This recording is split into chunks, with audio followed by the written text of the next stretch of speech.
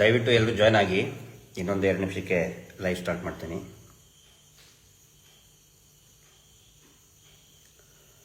Sound clear ಇದ್ದರೆ sound clear ಅಂತ ಒಂದು ಮೆಸೇಜ್ ಹಾಕಿ. ಬರ್ತಾ ಇದೆಯಲ್ಲ, ಚೆಕ್ ಮಾಡಿ.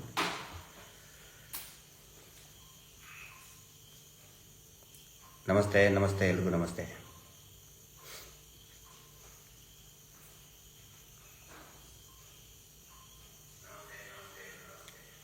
ಸೌಂಡ್ ಕ್ಲಿಯರ್ ಇದೆಯಲ್ಲ? ಓಕೆ. ದಯವಿಟ್ಟು ಎಲ್ಲರೂ ಆದಷ್ಟು ಬೇಗ ಜಾಯ್ನ್ ಆಗಿಬಿಡಿ. ಅತ್ಯಂತ ಪ್ರಮುಖ ವಿಷಯದ ಬಗ್ಗೆ ಇವತ್ತು ನಾನು ಮಾತಾಡಲಿಕ್ಕಿದೆ. ಮತ್ತು ಬಹುಶಃ ಮಾನ್ಯ ವಿಜೇಂದ್ರ ಅವರು ರಾಜ್ಯ BJPಯ ಅಧ್ಯಕ್ಷರು ಮತ್ತು ಈ ರಾಜ್ಯದ ಯುವ ನಾಯಕರು ನನ್ನ ಮಾತು ಕೇಳಿಸ್ಕೊತಾರೆ ಅಂದ್ಕೊಂಡಿದ್ದೀನಿ. ಇವತ್ತಿನ ಈ ಲೈವನ್ನು ನೇರವಾಗಿ ವಿಜೇಂದ್ರ ಅವರ ಮನವನ್ನು ಮುಟ್ಟೋದಕ್ಕೆ, ಅದರ ಮುಖಾಂತರ ಈ ರಾಜ್ಯದ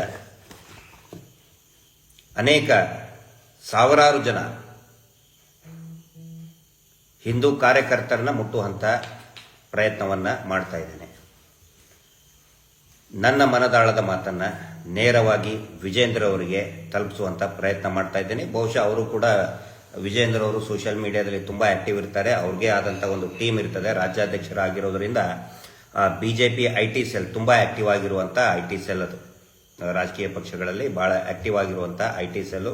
ಸೊ ಅದರದ್ದು ಚೀಫ್ ಕೂಡ ಮಾನ್ಯ ವಿಜೇಂದ್ರ ಅವರು ಆಗಿರೋದ್ರಿಂದ ನೇರವಾಗಿ ಲೈವ್ ಮುಖಾಂತರ ಅವರ ಗಮನಕ್ಕೆ ಅನೇಕ ವಿಷಯಗಳು, ಸೌಜನ್ಯ ಪ್ರಕರಣಕ್ಕೆ ಸಂಬಂಧಪಟ್ಟಂತೆ, ಧರ್ಮಸ್ಥಳದ ಹತ್ಯಾಕಾಂಡಗಳು, ಧರ್ಮಸ್ಥಳದಲ್ಲಿ ನಿರಂತರವಾಗಿ ನಡೀತಕ್ಕಂತಹ ಅತ್ಯಾಚಾರ, ಕೊಲೆ ಇರ್ಬೋದು, ದಬ್ಬಾಳಿಕೆ ಇರ್ಬೋದು, ಶೋಷಣೆ ಇರ್ಬೋದು, ಅವುಗಳನ್ನು ಮಾನ್ಯ ವಿಜೇಂದ್ರ ಅವರ ಗಮನಕ್ಕೆ ತರುವಂಥ ಪ್ರಯತ್ನ ಮಾಡ್ತಾ ಇದ್ದೀನಿ. ಎಲ್ರಿಗೂ ನಮಸ್ತೆ. ನಾನು ನಿಮ್ಮ ಗಿರೀಶ್ ಮಟ್ಟಣ್ಣವರು. ವಿಜೇಂದ್ರ ಅವರು ನಿನ್ನೆ ಒಂದು ಸಮಾವೇಶವನ್ನು ಹಮ್ಮಿಕೊಂಡಿದ್ರು. ನಾನು ನೇರವಾಗಿ ಮಾನ್ಯ ವಿಜೇಂದ್ರ ಅವರ ಹೆಸರನ್ನೇ ಯಾಕೆ ನಾನು ಪ್ರಸ್ತಾಪ ಮಾಡ್ತಾ ಇದ್ದೀನಿ ಅಂತ ಹೇಳಿದರೆ, ನಿನ್ನೆ ಉಜಿರೆಯಿಂದ ಧರ್ಮಸ್ಥಳದವರೆಗೆ, ಉಜಿರೆ, ಬೆಳ್ತಂಗಡಿ ಎಲ್ಲ ಕಡೆ ರಾರಾಜಿಸ್ತಾ ಇದ್ದಂತಹ ಬ್ಯಾನರ್ ಬಂಟಿಂಗ್ಗಳಲ್ಲಿ ಧರ್ಮಸ್ಥಳ ಚಲೋ ನೇತೃತ್ವದಲ್ಲಿ BY ವಿಜಯೇಂದ್ರ BJP ರಾಜ್ಯಾಧ್ಯಕ್ಷರು. ಅದರ ಸಲುವಾಗಿ ನಾನು ನೇರವಾಗಿ ವಿಜಯೇಂದ್ರ ಅವರ ಹೆಸರು ಪ್ರಸ್ತಾಪಿಸಿ ನೇರವಾಗಿ ಅವರಿಗೆ ನಾನು ಈಗ ಮಾತಾಡ್ತಾ ಇದ್ದೇನೆ. ಹಲೋ ವಿಜೇಂದ್ರ ಅವರೇ, ದಯವಿಟ್ಟು ನನ್ನ ಮಾತನ್ನು ಕೇಳಿಸ್ಕೊತಾ ಇದ್ದೀರಾ? ಅಥವಾ ಇದನ್ನು ಲೈವ್ ಇದ್ದಿದ್ದನ್ನು ನೆಕ್ಸ್ಟ್ ಇದು ನನ್ನ ಇನ್ಸ್ಟಾಗ್ರಾಮ್ನಲ್ಲಿರ್ತದೆ ಮತ್ತು ನಮ್ಮ ಅನೇಕ ಯೂಟ್ಯೂಬ್ ಸ್ನೇಹಿತರು ಇದನ್ನು ಅಪ್ಲೋಡ್ ಮಾಡಲಿದ್ದಾರೆ. ದಯವಿಟ್ಟು ಅದನ್ನು ಪೂರ್ತಿ ನೋಡಿ, ನೀವೇ ಕೇಳಿಸ್ಕೋಬೇಕು ಅಂತ ನಿಮಗೋಸ್ಕರನೇ ಇವತ್ತು ಸ್ಪೆಷಲ್ಲಾಗಿ ಸೌಜನ್ಯ ಪ್ರಕರಣಗಳ ಬಗ್ಗೆ ಮಾಹಿತಿ ಕೊಡೋದಕ್ಕೇ ಮಾಡ್ತಾ ಇದ್ದೀನಿ. ದಯವಿಟ್ಟು ವಿಜೇಂದ್ರ ಅವರೇ, ತಾವು ಸ್ಪಂದಿಸ್ತೀರಾ ಅಂತ ಈ ಲೈವನ್ನು ನಿಮಗೋಸ್ಕರ ಮೀಸಲಿಟ್ಟಿದ್ದೇನೆ. ದಯವಿಟ್ಟು ಕೇಳಿ. ಪ್ರಾರಂಭದಲ್ಲಿ ನಿನ್ನೆ ಕುಸುಮಾವತಿಯವರ ಮನೆಗೆ ವಿಜೇಂದ್ರ ಅವರು ಭೇಟಿ ಕೊಟ್ಟದ್ದಕ್ಕೆ ಇಡೀ ಸೌಜನ್ಯ ಹೋರಾಟ ಸಮಿತಿಯ ಪರವಾಗಿ ಅವರಿಗೆ ನಾನು ತುಂಬು ಹೃದಯದ ಧನ್ಯವಾದಗಳನ್ನು ಹೇಳ್ತಾ ಇದ್ದೀನಿ. ಯಾಕೆ ಅಂತ ಹೇಳಿದರೆ, ಈ ಧೈರ್ಯವನ್ನು ಯಾವುದೇ ಒಬ್ಬ ಆಕ್ಟಿವ್ ಆಗಿರುವಂತಹ ರಾಜಕಾರಣಿ ಮಾಡಿರಲಿಲ್ಲ, ಅಧಿಕಾರದಲ್ಲಿರುವಂತಹ ರಾಜಕಾರಣಿ ಮಾಡಿರಲಿಲ್ಲ. ಆದರೆ ವಿಜಯೇಂದ್ರ ಅವರು ಅಲ್ಲಿ ಏನು ಧರ್ಮಸ್ಥಳ ಚಲೋ ಸಭೆ ಮುಗಿಸಿದ ತಕ್ಷಣವೇ ಇಲ್ಲಿಯ ಮಾನ್ಯ ಶಾಸಕರ ಜೊತೆಗೆ, ಸ್ಥಳೀಯ ಶಾಸಕರಾದಂಥ ಹರೀಶ್ ಪೂಂಜಾ ಅವ್ರ ಜೊತೆಗೆ ಮತ್ತು ಇನ್ನಿಬ್ಬರು 3 ಜನ ನಾಯಕರ ಜೊತೆಗೆ ಬಂದು ಮಾತಾಡಿದ್ದಾರೆ. ನಮಗೆ ಯಾಕೆ ಇದರಿಂದ ಸಮಾಧಾನ ಆಗಿದೆ ಅಂತ ಹೇಳಿದರೆ, DK ಶಿವಕುಮಾರ್ ಹತ್ರ ಕಳೆದ ಒಂದು 2-3 ತಿಂಗಳ ಹಿಂದೆ ತಾಯಿ ಕುಸುಮಾವತಿ, ಸೌಜನ್ಯಳ ತಾಯಿ ಕುಸುಮಾವತಿಯವರು ಬೆಳ್ತಂಗಡಿಗೆ ಹೋಗಿ ಒಕ್ಕಲಿಗರ ಒಂದು ಸಮಾವೇಶ ಇದ್ದಾಗ DK ಶಿವಕುಮಾರ್ ಅವರಿಗೆ ಭೇಟಿಯಾಗಬೇಕು ಅಂತ ಹೋದಾಗ ಅತ್ಯಂತ ನಿಷ್ಕೃಷ್ಟವಾಗಿ, ಕೇವಲವಾಗಿ ಕುಸುಮಾವತಿಯವರನ್ನು ನೋಡಿ ಅವರನ್ನು ಕೂತ್ಕೊಳ್ಳೋದಕ್ಕೂ ಹೇಳ್ದೇನೆ ಕಳಿಸಿದಂಥವರು DK ಶಿವಕುಮಾರ್ ಅವರು, ಈ ರಾಜ್ಯದ ಮಾನ್ಯ ಉಪಮುಖ್ಯಮಂತ್ರಿಗಳು. ಆದರೆ ವಿಜಯೇಂದ್ರ ಅವರು ನೇರವಾಗಿ ಅವರ ಮನೆಗೆ ಹೋಗಿದ್ದು ನಮಗೆ ಸಮಾಧಾನ ತಂದಿದೆ. ಧನ್ಯವಾದಗಳು. ನನಗೆ ಕಾಡ್ತಾ ಇರೋದು ಈ ಪೇಪರ್ ಕಟ್ಟಿಂಗ್ ತುಂಬ ಎಲ್ಲ ಕಡೆ ನಿನ್ನೆ ಮತ್ತೆ ಕಳೆದ ಒಂದು 15 ದಿನದಿಂದ ಷಡ್ಯಂತ್ರ ಅಂತ ಹೇಳ್ತಾ ಇದ್ದಾರಲ್ಲ, ಅದರ ನೇತೃತ್ವವನ್ನ ವಿಜೇಂದ್ರ ಅವರು ವಹಿಸ್ಕೊಳ್ಳೋಕ್ಕಿಂತ ಮುಂಚೆ ನಮ್ಮನ್ನು ಯಾರನ್ನಾದ್ರೂ ಕರಿಬಹುದಿತ್ತಲ್ಲ, ಕರೆದು ಕೇಳಬಹುದಾಗಿತ್ತಲ್ಲ. ನಾವೇನಿಲ್ಲ ಅಂತ ಹೇಳ್ತಾ ಇದ್ದಿಲ್ಲ. ಯಾಕಂತ ಹೇಳಿದ್ರೆ ನಾನು ವಿಜೇಂದ್ರ ಅವರಿಗೆ ತುಂಬಾ ಆಪ್ತನಾಗಿದ್ದಂಥವನು. ಒಂದು ಕಾಲಕ್ಕೆ ವಿಜೇಂದ್ರ ಅವ್ರಿಗಿಂತ ನಮ್ಮ ಹಿರಿಯರಾದಂತಹ ಯಡಿಯೂರಪ್ಪನವರ ಗರಡಿಯಲ್ಲಿ ಬೆಳೆದಂಥವನು. ರಾಜ್ಯ ಬಿಜೆಪಿ ಯುವ ಮೋರ್ಚಾದ ಉಪಾಧ್ಯಕ್ಷನಾದೆ ಮೊದಲು 2006ರಲ್ಲಿ 2005-6ರಲ್ಲಿ. ಅದಾದ ನಂತರ ನನಗೆ 2007ರಲ್ಲಿ ರಾಜ್ಯ ಬಿಜೆಪಿ ಯುವ ಮೋರ್ಚಾದ ರಾಜ್ಯದ ಘಟಕದ ಅಧ್ಯಕ್ಷರನ್ನಾಗಿ ಮಾಡಿದರು. ಅದಾದ ನಂತರ ಕಂಠೀರವ ಸ್ಟುಡಿಯೋದ ಚೇರ್ಮನ್ ಆಗಿದ್ದೆ ನಾನು, ಅಧ್ಯಕ್ಷನಾಗಿದ್ದೆ. ಫಿಲ್ಮ್ ಇಂಡಸ್ಟ್ರಿ ಚೇರ್ಮನ್ ಆಗಿದ್ದೆ ನಾನು 2 ವರ್ಷ. ಅದಾದ ನಂತರ 2 ವರ್ಷ ಕಾಡಾದ ಅಧ್ಯಕ್ಷ, ಕಾಡಾ ಅಂದರೆ ಕಮಾಂಡ್ ಏರಿಯಾ ಡೆವಲಪ್ಮೆಂಟ್ ಅಥಾರಿಟಿಯ ಅಧ್ಯಕ್ಷ, ಕ್ಯಾಬಿನೆಟ್ ರ್ಯಾಂಕ್ದ ಅಧ್ಯಕ್ಷ ಆಗಿದ್ದೆ 2013 ಚುನಾವಣೆವರೆಗೂ ಕೂಡ. ಮಾನ್ಯ ಯಡಿಯೂರಪ್ಪನವರ ಗರಡಿಯಲ್ಲಿ ಬೆಳೆದಂಥವು. ಅಷ್ಟೇ ಅಲ್ಲ, ವಿಜೇಂದ್ರ ಅವರು ಕೂಡ ಅನೇಕ ಕೆಲವು ಸಂದರ್ಭಗಳಲ್ಲಿ ತೊಂದರೆ ಆದಾಗ ನಡುರಾತ್ರಿ ಏನಾದರೂ ಫೋನ್ ಮಾಡಿದರೆ ನಮ್ಮ ಫೋನನ್ನು ರಿಸೀವ್ ಮಾಡಿ ಸ್ಪಂದನೆ ಮಾಡಿದ್ದು ವಿಜೇಂದ್ರ ಅವರು. ಯಾಕಂದ್ರೆ ನಾನು ಅದು ಹೇಳಬೇಕಾಗತ್ತೆ. ಯಾಕಂದ್ರೆ ನಾನು ಟೀಕಾಕಾರರನ್ನಲ್ಲ. ಸುಮಾರು ಜನ ರಾಜಕೀಯದಲ್ಲಿ ಏನಾಗ್ಬಿಡ್ತದೆ, ಸಹಾಯ ತಗೊಂಡು ಆ ಸಹಾಯವನ್ನು ಸಾರ್ವಜನಿಕವಾಗಿ ಹೇಳಲ್ಲ. ಎಷ್ಟೋ ಜನ ಲೀಡರ್ಗೆ ಈ ಕಡೆ ಸಹಾಯ ತಗೊಂಡಿರ್ತಾರೆ, ಆದರೆ ಅವರು ವಿರೋಧ ಮಾಡಬೇಕಾದ್ರೆ ಆ ಸಹಾಯವನ್ನು ಹೇಳಲ್ಲ. ಆದರೆ ನಾನು ಹೇಳ್ತಾ ಇದ್ದೀನಿ, ಸಾರ್ವಜನಿಕವಾಗಿ ಹೇಳ್ತಾ ಇದ್ದೀನಿ, ನಡುರಾತ್ರಿ ಏನಾದರೂ ಕರೆ ಮಾಡಿದರೆ ವಿಜೇಂದ್ರ ಅವರಿಗೆ ತಕ್ಷಣವೇ ಸ್ಪಂದಿಸುವಂತಹ ಆ ಒಂದು ಮೈಂಡ್ಸೆಟ್ ಇರೋದು. ಕಾರ್ಯಕರ್ತರು ಫೋನ್ ಮಾಡಿದರೆ ಸ್ಪಂದಿಸುವಂತ, ನಾನು ಕರೆ ಮಾಡಿದಾಗೂ ಕೂಡ ವಿಜೇಂದ್ರ ಅವರು ಸ್ಪಂದಿಸಿದ್ದಾರೆ, ತಕ್ಷಣಕ್ಕೇ ಸ್ಪಂದಿಸಿದ್ದಾರೆ. ನನ್ನ ಮಗಳು ಹುಟ್ಟಿ ಧಾರವಾಡದಲ್ಲಿ ತಕ್ಷಣಕ್ಕೆ ಇದನ್ನು ಸರಿ ಚೆಕಪ್ಪಿಗೆ ಅಂತ ಹೇಳಿ ಬಹಳ ಸೀರಿಯಸ್ ಕಂಡೀಷನ್ ಇತ್ತು. ಅವಾಗ ಸ್ಪಂದಿಸಿದ್ದು ಮಾನ್ಯ ಯಡಿಯೂರಪ್ಪನವರು. ನಾನು ಬರ್ತಾ ಇದ್ದೇನೆ ಗಿರೀಶ, ನಿನ್ನ ಮನೆಗೆ ನಿನ್ನ ಮಗಳು ನೋಡೋದಕ್ಕೆ ನಾನು ಬರ್ತಾ ಇದ್ದೇನೆ ಅಂತ ಹೇಳಿದ್ರು ಯಡಿಯೂರಪ್ಪನವರು. ಯಾವಾಗ ಇದು ಮೇ ಬಿ 2009ರಲ್ಲಿ 2008ರಲ್ಲಿ ಇರಬೇಕು. ಇದು 2008ರಲ್ಲಿ ಧಾರವಾಡದಲ್ಲಿ ಏನೋ ಹುಬ್ಬಳ್ಳಿ ಒಂದು ಕಾರ್ಯಕರ್ತರ ಸಮಾವೇಶ ಇತ್ತು. ಆವಾಗ ಯಡಿಯೂರಪ್ಪನವ್ರು ಬಂದಿದ್ದರು. ಯಡಿಯೂರಪ್ಪನವ್ರು ಹೇಳಿದೆ, ಸರ್ ನನ್ನ ಮಗಳನ್ನ ಡಿಸ್ಚಾರ್ಜ್ ಮಾಡ್ಕೊಂಡು ಬಂದಿದ್ದು, ನನ್ನ ಹೆಂಡತಿ ಮಕ್ಕಳನ್ನ ಡಿಸ್ಚಾರ್ಜ್ ಮಾಡ್ಕೊಂಡು ಬಂದಿದ್ದೀನಿ ಆಸ್ಪತ್ರೆಯಿಂದ. ಪ್ರಭಾಕರ್ ಕೋರೆ ಹಾಸ್ಪಿಟಲ್ ಬೆಳಗಾವಿನಿಂದ ಡಿಸ್ಚಾರ್ಜ್ ಮಾಡ್ಕೊಂಡು ಬಂದಿದ್ದು, ತುಂಬ ಸಮಸ್ಯೆ ಆಗಿತ್ತು, ನಿನ್ನ ಮಗಳನ್ನ ನೋಡಕ್ಕೆ ನಾನು ಬರ್ತೀನಿ. ಅವಾಗ ಜಗದೀಶ್ ಶೆಟ್ಟರು ವಿರೋಧ ಮಾಡಿದ್ರು. ಮಟ್ಟಣ್ಣವ್ರ ಮನೆಗೆ ಯಾಕೆ ಹೋಗ್ಬೇಕು, CM ಆದಂಥವ್ರು, ಅವಾಗ ಮುಖ್ಯಮಂತ್ರಿಗಳಾಗಿದ್ದರು ಆ ಟೈಮಲ್ಲಿ. ಅವಾಗ ಗಿರೀಶ್ ಮಟ್ಟಣ್ಣವ್ರ ಮನೆಗೆ ಯಾಕ್ರಿ ಹೋಗ್ಬೇಕು, ಹೋಗೋದು ತಡೀರಿ ಅಂತ ಹೇಳಿದ್ರು ಅವ್ರ ಶಿಷ್ಯಂದರಿಗೆ ಹೇಳಿ. ಆದರೂ ಕೂಡ ಮುಖ್ಯಮಂತ್ರಿಗಳಲ್ಲ, ಮೇ ಬಿ ಉಪಮುಖ್ಯಮಂತ್ರಿಗಳು, ತುಂಬ ದೊಡ್ಡ ಉಪಮುಖ್ಯಮಂತ್ರಿ ಸ್ಥಾನದಲ್ಲಿದ್ದಿರಂತ ಕಾಣುತ್ತೆ ಆ ಟೈಮಲ್ಲಿ. ನಾನು ಗಿರೀಶನ್ ಮನೆಗೆ ಹೋಗಲೇಬೇಕು ಅಂತ ಹೇಳಿ ನನ್ನ ಮನೆಗೆ ಬಂದು ನೋಡಿ ಸ್ಪಂದನೆ ಮಾಡಿದಂಥವ್ರು ಯಡಿಯೂರಪ್ಪನವರು. ಶಿಕಾರಿಪುರಕ್ಕೆ ಹೋದರೆ ಎಲ್ಲರೂ IBಯಲ್ಲಿ ಇರ್ತಿದ್ರು, ಆದರೆ ನಾನು ಮನೆಯಲ್ಲಿ ಇರ್ತಾ ಇದ್ದೆ. ಕರೆದು ಕೇಳಬಹುದಿತ್ತಲ್ಲ ಷಡ್ಯಂತ್ರ ಅಂದರೆ ಏನು ಅಂತೇಳಿ.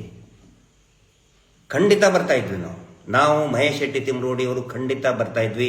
ಮಹೇಶ್ ಶೆಟ್ಟಿ ತಿಮ್ರೋಡಿ ಅವರು ಬಿಜೆಪಿಗೆ ದೂರ, ಅವರು ಇಡೀ ಸಂಘದ ಪೂರ್ಣಾವಧಿ ಕಾರ್ಯಕರ್ತರಾಗಿ ಇಡೀ ಒಂದು ಯೌವನವನ್ನೇ ಹಿಂದುತ್ವದ ಹೋರಾಟಕ್ಕೆ ಮೀಸಲಿಟ್ಟಂಥವರು ಮಹೇಶ್ ಶೆಟ್ಟಿ ತಿಮ್ರೋಡಿ ಅವರು. ಕರಿಬಹುದಾಗಿತ್ತಲ್ಲ. ಏನ್ರಿ ಷಡ್ಯಂತ್ರ, ನೀವು ಹಿಂದೂ ದೇವಸ್ಥಾನದ ವಿರುದ್ಧ, ನೀವು ಹಿಂದೂ ಧರ್ಮದ ವಿರುದ್ಧ ಷಡ್ಯಂತ್ರ ಮಾಡ್ತಿದ್ರ ಅಂತ ಕರೆದ್ರೆ ರಾತ್ರೋರಾತ್ರಿ ಓಡಿ ಬರ್ತಾ ಇದ್ವಿ. ವಿಜೇಂದ್ರ ಅವರೇ ನಿಮ್ಮ ಹತ್ರ ಯಾಕೆ ಕರೀಲಿಲ್ಲ? ಕರೆದು ಮಾತಾಡಿಸ್ಬೋದಾಗಿತ್ತು. ಷಡ್ಯಂತ್ರ ನೋಡಿ ಪೇಪರ್ನಲ್ಲಿ, ಷಡ್ಯಂತ್ರ, ಹಿಂದೂ ಧರ್ಮದ ವಿರುದ್ಧ ಷಡ್ಯಂತ್ರ. ಇದ್ರ ಪೂರ್ತಿಯಾಗಿ ಇವರು ಟೀಕೆ ಮಾಡಿದ್ದು ನಮಗೆ ಅಂತ ಗೊತ್ತಿದೆ, ಅದರ ಸಲುವಾಗಿ ಹೇಳ್ತಾ ಇದ್ದೀನಿ. ಷಡ್ಯಂತ್ರ, ಈ ಷಡ್ಯಂತ್ರ ಏನನ್ನೋದು ನಿಮಗೆ ನೆಕ್ಸ್ಟ್ ಇದರಲ್ಲಿ ಎಕ್ಸ್ಪ್ಲೈನ್ ಮಾಡ್ತೀನಿ. ಯಾರು ಷಡ್ಯಂತ್ರ ನಾವು ಮಾಡ್ತಾ ಇದ್ದೀವ ಅಥವಾ ಇನ್ನು ಯಾರು ಷಡ್ಯಂತ್ರ ಮಾಡ್ತಾ ಇದ್ದಾರೆ ಅದನ್ನು ಕೂಡ ಎಕ್ಸ್ಪ್ಲೈನ್ ಮಾಡ್ತೀನಿ. ಇಲ್ಲಿ ನಿನ್ನೆ ಕುಸುಮಾವತಿ ಅವರ ಮನೆಗೆ ಹೋದಾಗ ಅವರ ತಾಯಿ ಕುಸುಮಾವತಿ ಮತ್ತೆ ಪುರಂದರ್ ಗೌಡ್ರು 2 ವಿಷಯಗಳನ್ನು ನಿಮ್ಮ ಗಮನಕ್ಕೆ ತಂದಿದ್ದಾರೆ. ನೀವು ಅದನ್ನು ಎಷ್ಟು ಗಂಭೀರವಾಗಿ ತಗೊಂಡಿದ್ದೀರೋ ನಮಗೆ ಗೊತ್ತಿಲ್ಲ. ಆದರೂ ಕೂಡ ಒನ್ಸ್ ಅಗೇನ್ ಹೇಳ್ತಾ ಇದ್ದೀನಿ. ಮೊದಲೇದ್ದು ಕುಸುಮಾವತಿ ಅವರು, ತಾಯಿ ಕುಸುಮಾವತಿ ಹೇಳ್ತಾರೆ, ನಮ್ಮೆಲ್ಲರಿಗೂ ಕೂಡ ತಾಯಿ ಸಮಾನವೇ, ಅವರು ಹೋರಾಟದ ತಾಯಿ. ಒಂದು ಮೈಶೆಟ್ಟಿ ತಿಮ್ಮರೋಡಿ ಅವರ ಶ್ರೀಮತಿಯವರು ಮತ್ತು ಇವರು ಹೋರಾಟದ ತಾಯಂದಿರವರು ಅನ್ನಪೂರ್ಣೇಶ್ವರಿ ಅವರು. ಅವ್ರು ಹೇಳ್ತಾರೆ, ಅಳ್ತಾ ಹೇಳ್ತಾರೆ, ಘಟನೆ ಆಗಿ ಯಾವಾಗ ಇದು ದೊಡ್ಡ ಮಟ್ಟದಲ್ಲಿ ಹೋರಾಟದ ಸ್ವರೂಪ ಪಡ್ಕೊಳ್ತದೆ ಅವಾಗ ಇದೇ ದೇವಮಾನವ ಅಂತ ಕರೆಸ್ಕೊಳ್ತಾ ಇರುವಂತಹ ವ್ಯಕ್ತಿ, ನಾನು ನಡೆದಾಡುವ ಮಂಜುನಾಥ ಅಂತ ಕರೆಸ್ಕೊಳ್ತಾ ಇರುವಂತ ವ್ಯಕ್ತಿ ಈ ಕುಟುಂಬದ ಒಬ್ಬ ಹಿರಿಯರಿಗೆ ಅಂದ್ರೆ ಇವರ ದೊಡ್ಡಪ್ಪನಿಗೆ ಕರೆದು ಹೇಳ್ತಾರೆ, ಬಿಟ್ಟು ಬಿಡಿ ಇದನ್ನ, ನಮ್ಮ ಕುಟುಂಬದಿಂದನೇ ಆಗಿದ್ದು, ಅಂದ್ರೆ ಈ ನಕಲಿ ದೇವಮಾನವನ ಕುಟುಂಬದಿಂದನೇ ಆಗಿದ್ದಿದು, ತಪ್ಪಾಗಿದೆ ನಮ್ಮಿಂದ, ದಯವಿಟ್ಟು ಸುಮ್ಮನೆ ಆಗಿಬಿಡಿ, ಜಾಸ್ತಿ ಹೋರಾಟದು ಮಾಡಬೇಡಿ, ನಾವು ನೀವು ಚೆನ್ನಾಗಿರೋಣ ಅಂತ ಹೇಳಿ ಕಳಿಸಿದ್ದಾರೆ. ಈ ಮಾತನ್ನ ಪುರಂದರ ಗೌಡರು, ಕುಸುಮಾವತಿ ಅವರು ಎಷ್ಟೋ ಸಾರಿ ಈ ಮಾಧ್ಯಮಗಳಲ್ಲಿ ಯೂಟ್ಯೂಬ್ಗಳಲ್ಲಿ ಹೇಳಿದ್ದಾರೆ ರೀ. ಆ ನಂತರ ಇದು ಎಲ್ಲರಿಗೂ ಗೊತ್ತಿರುವುದೇ ವಿಜೇಂದ್ರ ಅವರೇ, ಎಲ್ಲರಿಗೂ ಕೂಡ ಗೊತ್ತಿದೆ ಅವರದೇ ಕುಟುಂಬದವರು ಮಾಡಿದಂತಹ ಕುಕೃತ್ಯ, ಪಾಪದ ಕೃತ್ಯ, ಸೌಜನ್ಯ ಅಪಹರಣ, ಸೌಜನ್ಯ ಮೇಲೆ ಭೀಕರ ಅತ್ಯಾಚಾರ, ಬರ್ಬರ ಕೊಲೆ ಅದೇ ಕುಟುಂಬದವರು ಮಾಡಿದ್ದು ಅಂತೇಳಿ ಪ್ರತಿಯೊಬ್ಬರಿಗೂ ಕೂಡ ಬೀಡಿನ ಧರ್ಮಸ್ಥಳ ಸುತ್ತಮುತ್ತಲ ಎಲ್ಲರಿಗೂ ಕೂಡ ಗೊತ್ತಿದೆ. ಅದೇ ಮಾತನ್ನ ನಿಮ್ಮ ಮುಂದೆ ಹೇಳಿದ್ದಾರೆ. ಅದನ್ನ ನೀವು ಯಾವ ತರ ಸ್ಪಂದಿಸ್ತೀರಿ ಅವ್ರು ಹೇಳ್ಬೇಕಾದ್ರೆ ನೀವು ಹೇಳಿದ್ರಂತೆ, ಇರ್ಲಿ ಬಿಡಮ್ಮ ಅದು ಯಾಕೆ ಮಾತಾಡಬೇಕು ಅಂತೇಳಿ. ಅಂದ್ರೆ ಈಗ ಒಂದು ಕಳತನ ಆಗಿರ್ತದೆ ಮನೆಯಲ್ಲಿ, ನೀವು ಹೇಳೋದು ಆ ಮನೆಯವನಿಗೆ ನ್ಯಾಯ ಸಿಗಲಿ, ಆದ್ರೆ ಕಳ್ಳರನ್ನ ಹಿಡಿಬೇಡಿ. ಆ ನಿಲುವು ಇದೆಯಾ ನಿಮ್ದು? ಕಳ್ಳರನ್ನ ಹಿಡಿಬೇಡಿ, ಆದ್ರೆ ಕಳ್ತನಾದ ಮನೆಯವನಿಗೆ ನ್ಯಾಯ ಸಿಗಲಿ. ಏನಿದ್ರ ಅರ್ಥ? ಆ ನಿಲುವ ನಿಮ್ದು? ಸ್ಪಷ್ಟಪಡಿಸ್ಬೇಕು ನೀವತ್ತ. ಎರಡನೇದು, ಪುರಂದರ ಗೌಡರು ನಿಮಗೆ ಹೇಳಿದರು ಏನಂತ, ಸರ್ ಸೌಜನ್ಯ ಡೆಡ್ ಬಾಡಿ ಬಿದ್ದಾಗ ಪಕ್ಕದಲ್ಲಿ ಒಂದು ಚೀಟಿ ಇತ್ತು, ಇದನ್ನ ನಾನು ನಿಮ್ಗೆ ತೋರಿಸ್ತಾ ಇದ್ದೀನಿ ಇನ್ಸ್ಟಾಗ್ರಾಮ್, ಇಲ್ಲಿ ನೋಡಿ ಇದನ್ನು ದಯವಿಟ್ಟು ವಿಜೇಂದ್ರ ಅವರೇ ದಯವಿಟ್ಟು ಇದನ್ನ ನೋಡಿ. ಈ ಚೀಟಿ ನೋಟ್ಬುಕ್ ನಲ್ಲಿರುವಂತಹ ಹಾಳೆಯ ಒಂದು ತುಂಡು, ಇಲ್ಲಿ ಇರುವುದು ಸೌಜನ್ಯಳ ಡೆಡ್ ಬಾಡಿ, ಇದು ಅವಳ ಮೃತದೇಹ. ಅದರ ಪೂರ್ತಿ ನಮಗೆ ಇವತ್ತಿಗೂ ಕೂಡ ನೋಡೋಕ್ಕಾಗಲ್ಲ, ನೋಡಿದರೆ ಪೂರ್ತಿಯಾಗಿ ನಮ್ಮ ಖಿನ್ನತೆ ಜಾರ್ಬಿಡ್ತೀವಿ. ಇದು ಸೌಜನ್ಯಳ ಡೆಡ್ ಬಾಡಿ, ಬ್ಲರ್ ಮಾಡಿದ್ದೀವಿ. ಇದು ಆ ಒಂದು ನೋಟ್ಬುಕ್ಕಿನ ಚೀಟಿ. ವಿಜೇಂದ್ರ ಅವರೇ, ಮಾನ್ಯ ವಿಜೇಂದ್ರ ಅವರೇ, ಚೀಟಿ ಏನು ಗೊತ್ತಾ, ನಿನ್ನೆ ಪುರಂದರ ಗೌಡರು ಏನು ಹೇಳಿದರು, ನೀವು ಇನ್ನೂ ಒಂದು ಅರ್ಧ ಗಂಟೆ 1 ಗಂಟೆ ಇರಬೇಕಾಗಿತ್ತಲ್ಲಿ. ಆ ಚೀಟಿ ಎಲ್ಲಿದು ಅಂತ ಹೇಳಿದ್ರೆ ಸೌಜನ್ಯಳ ನೋಟ್ಬುಕ್ ನಲ್ಲಿರುವಂತಹ ಚೀಟಿ. ಅದನ್ನ ಹರಿದಿದ್ದು ಯಾರು, ಹರಿದು ಇಟ್ಕೊಂಡು ಹೋಗಿದ್ದು ಯಾರು ಅಂತ ಹೇಳಿದ್ರೆ ಬೆಳ್ತಂಗಡಿ ಪೊಲೀಸ್ ಠಾಣೆಯ ಕಾನ್ಸ್ಟೇಬಲ್. ಹಿಂದೆ ಯಾವಾಗ ಸೌಜನ್ಯ ಮಿಸ್ಸಿಂಗ್ ಆಗ್ತಾಳಲ್ಲ, ಅವಳ ಡೆಡ್ ಬಾಡಿ ಮರುದಿನ ಸಿಕ್ಕಿದ್ದು, 10ನೇ ತಾರೀಕು ಸಿಕ್ಕಿದ್ದು. 9ನೇ ತಾರೀಕು ರಾತ್ರಿ 10 ಗಂಟೆಗೆ ಪೊಲೀಸ್ ಕಾನ್ಸ್ಟೇಬಲ್ ಬಂದು ಸರ್ಚ್ ಮಾಡ್ತಾ ಇರ್ತಾರೆ ಸೌಜನ್ಯ ಮನೆ. ಅವಳ ಸ್ಟಡಿ ಟೇಬಲ್ ಸರ್ಚ್ ಮಾಡಬೇಕಾದ್ರೆ ಅವಳ ನೋಟ್ಬುಕ್ ನಲ್ಲಿ ಇರತಕ್ಕಂತಹ ಒಂದಿಷ್ಟು ಮೊಬೈಲ್ ನಂಬರ್, ಅದು ಕೂಡ ಅವ್ರ ಮೊಬೈಲ್ ನಂಬರ್ ಅವ್ರ ಸಂಬಂಧಿಕರದದು, ಅವ್ರ ಚಿಕ್ಕಪ್ಪನ ನಂಬರು. ಸೌಜನ್ಯಳಿಗೆ ಒಂದು ಹ್ಯಾಬಿಟ್ ಇತ್ತು, ಸುಮ್ಮನೆ ಅವ್ರ ಸಂಬಂಧಿಕರ ಮನೆಗೂ ಹೋಗ್ತಿರ್ಲಿಲ್ಲ, ಅಷ್ಟು ಶಿಸ್ತಿನ ಹುಡುಗಿ ಸೌಜನ್ಯ. ಫೋನ್ ಮಾಡಿ ಚಿಕ್ಕಪ್ಪ ಬರ್ಬೇಕಾ, ದೊಡ್ಡಪ್ಪ ಬರ್ಬೋದಾ, ಅಪಾಯಿಂಟ್ಮೆಂಟ್ ತಗೊಂಡು ಹೋಗ್ತಾ ಇದ್ಲು. ಆ ನಂಬರ್ದು ಅದನ್ನ ಚೀಟಿ ಹರಿದು, ಆ ಚೀಟಿ ಎಲ್ಲಿ ಸಿಕ್ಕಿದ್ದು ಹೇಳಿ, ಹಿಂದಿನ ಅಂದ್ರೆ 9ನೇ ತಾರೀಕು ಸಾಯಂಕಾಲ ಮಿಸ್ಸಿಂಗ್ ಆದಾಗ ಕಾನ್ಸ್ಟೇಬಲ್ಗಳು ತಗೊಂಡು ಹೋಗ್ತಾರೆ ಅದನ್ನ.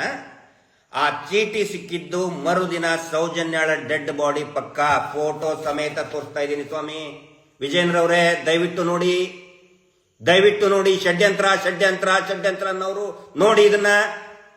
ಸೌಜನ್ಯಳ ಡೆಡ್ ಬಾಡಿಯಲ್ಲಿ ಒಂದು ಚೂರು ನೆನೆದಿಲ್ಲ. ಮಳೆ ಬಂದಿತ್ತು ಅಂತ ಹೇಳ್ತಾರಲ್ಲ, ಇಡೀ ರಾತ್ರಿ ಮಳೆ ಆಗಿತ್ತು, ಒಂದು ಚೂರು ತೊಯ್ದಿಲ್ಲ ಸ್ವಾಮಿ ಅದು. ವಿಜೇಂದ್ರ ಅವರೇ ನೋಡಿ, ಸ್ವಲ್ಪ ಅಧ್ಯಯನ ಮಾಡಿ. ಪೊಲೀಸ್ ಕಾನ್ಸ್ಟೇಬಲ್ ತಗೊಂಡು ಹೋದಂತ ಚೀಟಿ ರಾತ್ರಿ, ಹಿಂದಿನ ದಿನ ರಾತ್ರಿ ಸೌಜನ್ಯಾಳ ಡೆಡ್ ಬಾಡಿ ಪಕ್ಕ ಹ್ಯಾಂಗೆ ಬಂತು? ಇವರು ಷಡ್ಯಂತ್ರ ರೂಪಿಸ್ತಾ ಇದ್ರು. ಸೌಜನ್ಯಾಳಿಗೆ ಒಂದು ಸಂಬಂಧ ಇತ್ತು, ಬಾಯ್ ಫ್ರೆಂಡ್ ಇದ್ದ, ಅದು ಇದು ಅಂತ ಕಟ್ಟೋದಕ್ಕೆ ನೋಡ್ತಾ ಇದ್ರು. ಅದು ಆಗಲಿಲ್ಲ. ಮಾನ್ಯ ವಿಜೇಂದ್ರ ಅವರಿಗೆ ಇದನ್ನು ಅಧ್ಯಯನ ಮಾಡಬೇಕಾಗಿತ್ತು. ಷಡ್ಯಂತ್ರ ಅಂತ ಹೇಳಿ ನೇತೃತ್ವ ವಹಿಸ್ತಾ ಇದ್ದಾರಲ್ಲ, ಷಡ್ಯಂತ್ರದ ನೇತೃತ್ವ, ಇದನ್ನ ಅಧ್ಯಯನ ಮಾಡಬೇಕಾಗಿತ್ತು.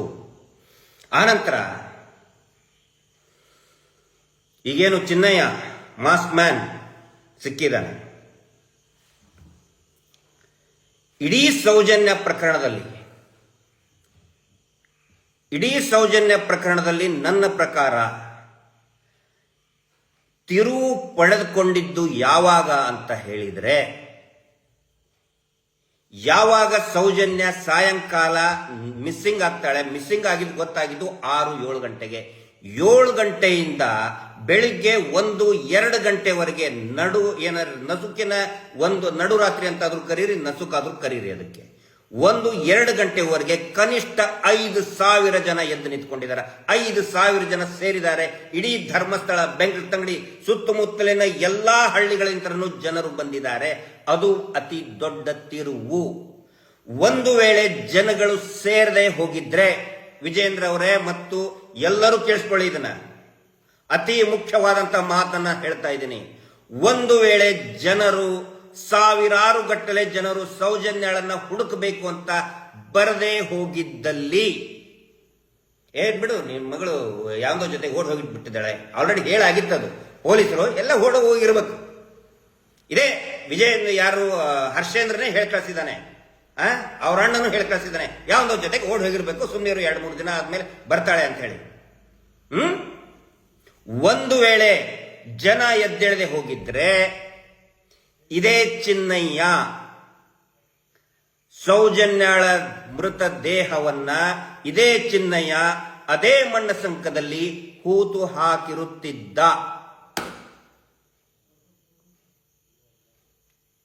ಆಗಲಿ ತನಿಖೆ, SIT ಅವ್ರು ತನಿಖೆ ಮಾಡಿ ಗೊತ್ತಾಗುತ್ತೆ. ಯಾಕೆ ವಿಜೇಂದ್ರ ಅವರೇ ಇಷ್ಟೊಂದು ಬಾಲಕ್ಕೆ ಬೆಂಕಿ ಸುಟ್ಟ ಹಾಗೆ ಒದ್ದಾಡ್ತಾ ಇದ್ದಾರೆ ಅಂತ ಹೇಳಿದ್ರೆ, ಈ ಕಾರಣಕ್ಕೆ. ಯಾಕೆ ಆರ್ ಅಶೋಕ್ ಅವರು ಸಿಕ್ಕಾಪಟ್ಟೆ ಹಿಂದು ಮುಂದೆ ನೋಡದೆ ಕಿರ್ಚಾಡ್ತಾ ಇದ್ದಾರಂದ್ರೆ ಇದೇ ಕಾರಣಕ್ಕೆ. ಆರ್ ಅಶೋಕ್ ಅವರ ಹೆಸರನ್ನ ಯಾಕೆ ನಾನು ಉಲ್ಲೇಖ ಮಾಡ್ತಾ ಇದ್ದೀನಿ ಅಂತ ಹೇಳಿದ್ರೆ, ಆ ಟೈಮ್ನಲ್ಲಿ ಗೃಹ ಸಚಿವರಾಗಿದ್ದು ಇದೇ ಮಾನ್ಯ ಆರ್ ಅಶೋಕ್ ಅವರು. ಈ ಪ್ರಕರಣವನ್ನು ಮುಚ್ಚಿ ಹಾಕೋದ್ರಲ್ಲಿ ಆರ್ ಅಶೋಕ್ ಅವರ ಪಾತ್ರ ಬಹು ಮುಖ್ಯವಾಗಿ ಇದೆ. ಯಾಕಂತ ಹೇಳಿದ್ರೆ as a home minister of ಈ ರಾಜ್ಯದ ಗೃಹ ಸಚಿವರಾಗಿ ಈ ಮುಚ್ಚಿ ಹಾಕೋದಕ್ಕೆ ಸಂಪೂರ್ಣ ಸಹಕಾರವನ್ನು ಕೊಟ್ಟಿದ್ದು, ಪೊಲೀಸರಿಗೆ ನಿರ್ದೇಶನವನ್ನು ಕೊಟ್ಟಿದ್ದು ಇದೇ ಆರ್ ಅಶೋಕ್. ಒಂದು ವೇಳೆ ಮರು ತನಿಖೆ ಆದರೆ ಬುಡಕ್ಕೆ ಬರೋದು ಆರ್ ಅಶೋಕ್ ಅವರು ಬುಡಕ್ಕೆ ಬರ್ತದೆ. ಏನು ಅರ್ಥ ಇಲ್ಲದೆ ಮಾತಾಡ್ತಾರೆ ವಿಧಾನಸೌಧ ಅಧಿವೇಶನದಲ್ಲಿ. 2 ವರ್ಷದ ಹಿಂದಿಂದು ಮಹೇಶ್ ಶೆಟ್ಟರ್ ತಿಮ್ಮರೂಡಿ ಅವರು ಮಾನ್ಯ ಹರೀಶ್ ಪೂಂಜಾ ಅವರು ಹೇಳಿದ್ದನ್ನ ಪ್ರಸ್ತಾಪ ಅದರ ರೆಫರೆನ್ಸ್ ಅಲ್ಲಿ ಮಾತಾಡಿದ್ದು, ಕಟ್ಟು ಪೇಸ್ಟ್ ಎಡಿಟ್ ಮಾಡಿದ್ದನ್ನ ಆರ್ ಅಶೋಕ್ ಅವರು, ಸುರೇಶ್ ಕುಮಾರ್ ಅವರು ಅವಿವೇಕರಾಗಿ ಮಾತಾಡ್ತಾ ಇದ್ದಾರೆ ವಿಧಾನಸೌಧದಲ್ಲಿ. ಈ ಆರ್ ಅಶೋಕ್ ಅವ್ರು ನೋಡಿದ್ರೆ ನಮ್ಗೆ ಏನಿಸ್ತದೆ, ನಮ್ಮ ಈ ರೇಷನ್ ಅಂಗಡಿಯಲ್ಲಿ ಹೆಗ್ಗಣ ಇರ್ತವೆ, ಈ ಹೋಲ್ ಹಾಕಿ ಹಾಕಿ ಹಾಕಿ ಕದ್ದು ಅಕ್ಕಿ ಬೇಳೆ ತಿಂದು ಹಿಂಗ ಕೊಬ್ಬಿರ್ತಾವೆ. ಜಾಸ್ತಿ ಅಡ್ಡಾಡಕ್ಕೂ ಬರ್ತಿರ್ತೀರಲ್ಲ, ನೋಡಿರ್ತೀರಲ್ಲ ನೀವು, ಆ ಕಿರಾಣಿ ಅಂಗಡಿ ಒಳಗೆ, ರೇಷನ್ ಅಂಗಡಿ ಒಳಗೆ ಹೆಗ್ಗಣಗಳಿರ್ತಾರಲ್ಲ, ಆ ತರ ಇದಾರೆ ಅವರು. ಆ ತರ ಆರ್ ಅಶೋಕ್ ಅವ್ರು ಮಾತಾಡ್ತಾ ಇರೋದು ಅದೇ ತರ ಹೆಗ್ಗಣ ತರ ಮಾತಾಡ್ತಾ ಇದ್ದಾರೆ. ಇದೇ ಅವ್ರದ್ದು. ಈ ಆರ್ ಅಶೋಕ್ ಅವರು ಇಲ್ಲಿ ಶೃಂಗೇರಿಯಲ್ಲಿ ಒಬ್ಬ ಸಬ್ ರಿಜಿಸ್ಟ್ರಿ ಇದ್ರು, ಅತ್ಯಂತ ಪ್ರಾಮಾಣಿಕವಾದಂತಹ ಭ್ರಷ್ಟಾಚಾರದ ಒಂದೇ ಲವಲೇಶ ಇಲ್ಲದಂತ ಚಲುವರಾಜು ಅಂತ ಹೇಳಿ ಒಬ್ಬ ಅಧಿಕಾರಿ ಇದ್ರು ಶೃಂಗೇರಿಯಲ್ಲಿ. ಅವ್ರದ್ದು ಟ್ರಾನ್ಸ್ಫರ್ ಆದಾಗ ಅವ್ರನ್ನ ಸಸ್ಪೆಂಡ್ ಮಾಡ್ತಾರೆ ಇದೇ ಆರ್ ಅಶೋಕ್. ಆಡಿಯೋ ರೆಕಾರ್ಡು ಇದೆ. ಇವರ PA ಆರ್ ಅಶೋಕ್ ಅವ್ರ PA ಮಂತ್ಲಿ ಇಸ್ಕೊಳಕ್ ಕೇಳಿರ್ತಾರೆ, ಯಾಕ್ರಿ ಯಾವನ್ರಿ ನೀನು ಮಂತ್ಲಿ ಇಸ್ಕೊಳಕ್ಕೆ, ನಂದು ತಲೆಗಿಲೆ ಕೆಟ್ಟಿದ್ಯಾ ಅಂತೇಳಿ ಚಲುವರಾಜು ಅಂತಹ ಸಬ್ ರಿಜಿಸ್ಟರ್ ಹೇಳ್ತಾರೆ. ಅತ್ಯಂತ ಪ್ರಾಮಾಣಿಕ ಅಂತವ್ರನ್ನ ಸಸ್ಪೆಂಡ್ ಮಾಡಿಸೋದಲ್ಲ, ಸೇವೆಯಿಂದನೇ ಟರ್ಮಿನೇಟ್ ಮಾಡಿಸ್ತಾರೆ ಆರ್ ಅಶೋಕ್. ಇದೇ ಆಡಿಯೋ ಬಿಡ್ತೀನಿ, ಹಿಂದೂ ಕೂಡ ಬಂದಿತ್ತು, ಸಾರ್ವಜನಿಕವಾಗಿ ಅದು ಲಭ್ಯ ಇಲ್ಲ. ಅದು ಆಡಿಯೋ ಇದೆ ಬೇರೆ ಒಂದು ಇದರಲ್ಲಿ, ಹ್ಯಾಂಡ್ಸೆಟ್ ಅಲ್ಲಿ ನಮ್ಮ ಫ್ರೆಂಡ್ಸ್ ಇದರಲ್ಲಿದೆ. ಈಗ ದೊಡ್ಡದಾಗಿ ಹಿಂದೂ ಧರ್ಮಕ್ಕೆ ಅವು ಹೇಳನಂತ ಭಾಷಣ ಮಾಡ್ತಾರೆ ಆರ್ ಅಶೋಕ್ ಅವರೇ. ಇದೇ ಎಲ್ರದ್ದು ಇದೆ ಇವ್ರ ಹಣೆ ಬರ. ನೆಕ್ಸ್ಟ್ ಇದ್ರ ಬಗ್ಗೆ ಕಂಟಿನ್ಯೂ ಮಾಡ್ತಾ ಇದ್ದೀನಿ.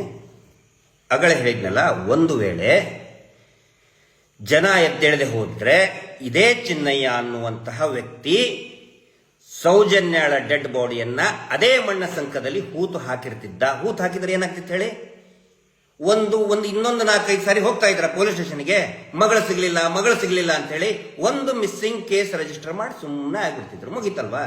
ಡೆಡ್ ಬಾಡಿ ಹೂತ್ ಹಾಕಿದ್ಮೇಲೆ ಏನ್ ಸಿಗ್ತದೆ? ಅವತ್ತು ಜನ ಎದ್ದಿರುವುದಕ್ಕೆ ಹೂತ್ ಹಾಕೋದಕ್ಕಾಗಿಲ್ಲ. ಜನ ಎಲ್ಲಿ ಬಂದು ನೋಡ್ಬಿಡ್ತಾರೆ ಅಂತ ಹೇಳಿ ಎಲ್ಲಿರೋದು ಡೆಡ್ ಬಾಡಿ ಸಿಕ್ಕಿದ್ದು ತೀರ ಕಾಡು ಒಳಗಡೆ ಅಲ್ಲ, ರಸ್ತೆಯ ಪಕ್ಕದ ತೋಡು ಹಳ್ಳ ಇದೆ, ಆ ತೋಡಿನ ಸಂಕದ ಪಕ್ಕನೇ ಇರೋದು. ಅದಕ್ಕೆ ಮಣ್ಣು ಸಂಕ ಅಂತಾರೆ. ಅದು ಇರೋದು ಎಕ್ಸಾಕ್ಟ್ಲಿ ಅಪೋಸಿಟ್ ಶಾಂತಿವನ. ಅಂದ್ರೆ ಇವ್ರದ್ದು ಮಸಾಜ್ ಸೆಂಟರ್ ಇದೆಯಲ್ಲ, ದಂಧೆ ಮಾಡೋದು ಮಸಾಜ್ ಸೆಂಟರ್ ಇದೆಯಲ್ಲ, ಸೆಲೆಬ್ರಿಟಿಗಳು ಹುಡುಗಿಯರನ್ನು ಕರ್ಕೊಂಡು ಬಂದು ದಂಧೆ ಮಾಡ್ತಾರಲ್ಲ, ಎಕ್ಸಾಕ್ಟ್ಲಿ ಅದರ ಎದುರುಗಡೆ, ಶಾಂತಿವನದ ಕಾಂಪೌಂಡಿನ ಎದುರುಗಡೆ.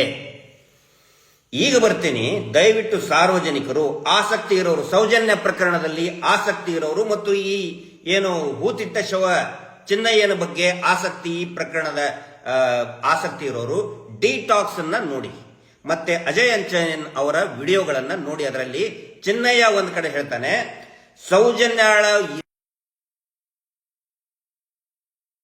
ಸೌಜನ್ಯಾಳ ಡೆಡ್ ಬಾಡಿ ಸಿಕ್ಕಂತ ಸೌಂಡ್ ಇದೆಯಲ್ಲ, ಚೆಕ್ ಮಾಡಿ.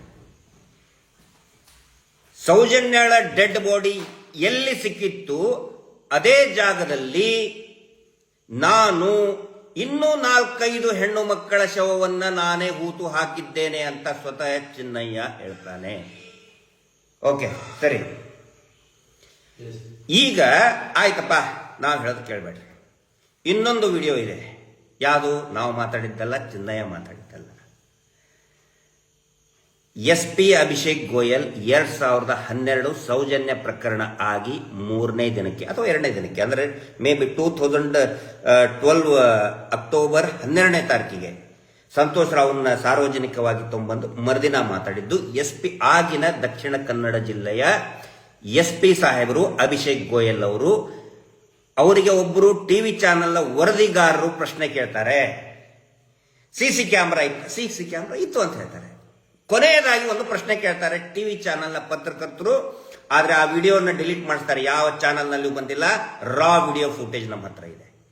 ಅದರಲ್ಲಿ ಅವ್ರಿಗೆ ಏನ್ ಕೇಳ್ತಾರೆ ಪತ್ರಕರ್ತರು SP ಸಾಹೇಬರಿಗೆ, ಸರ್ ಇದು ಶಾಂತಿವನದ ಎದುರುಗಡೆ, ಅಂದ್ರೆ ಇದೇ ಮಣ್ಣ ಸಂಕ, ಶಾಂತಿವನದ ಎದುರುಗಡೆ ಪದೇ ಪದೇ ಹೆಣ್ಮಕ್ಳ ಡೆಡ್ ಬಾಡಿ ಸಿಗ್ತಾ ಬೀಳ್ತಾ ಇರ್ತೈತಲ್ಲ, ಯಾಕೆ ಕೇಳಿದಾಗ SP ಸಾಹೇಬರು ಹಿಂಗೆ ಮಾಡಿಕೊಂಡು ನಿರುತ್ತರವಾಗ್ತಾರೆ. ವಿಡಿಯೋ ಕಟ್ ಆಗುತ್ತೆ.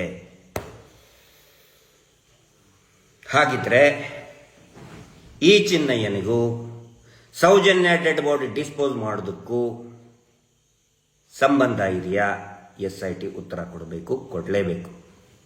ವಿಜೇಂದ್ರ ಅವರೇ, ತಮ್ಮ ಗಮನಕ್ಕೆ ಆ ವಿಡಿಯೋಗಳನ್ನು, SP ಅವರು ಹೇಳಿದ ವಿಡಿಯೋಗಳನ್ನು ಬೇಕಿದ್ರೆ ತಮಗೆ ತಲುಪಿಸ್ತೇನೆ, ನೋಡ್ಕೊಳ್ಳಿ, ಅಧ್ಯಯನ ಮಾಡಿ.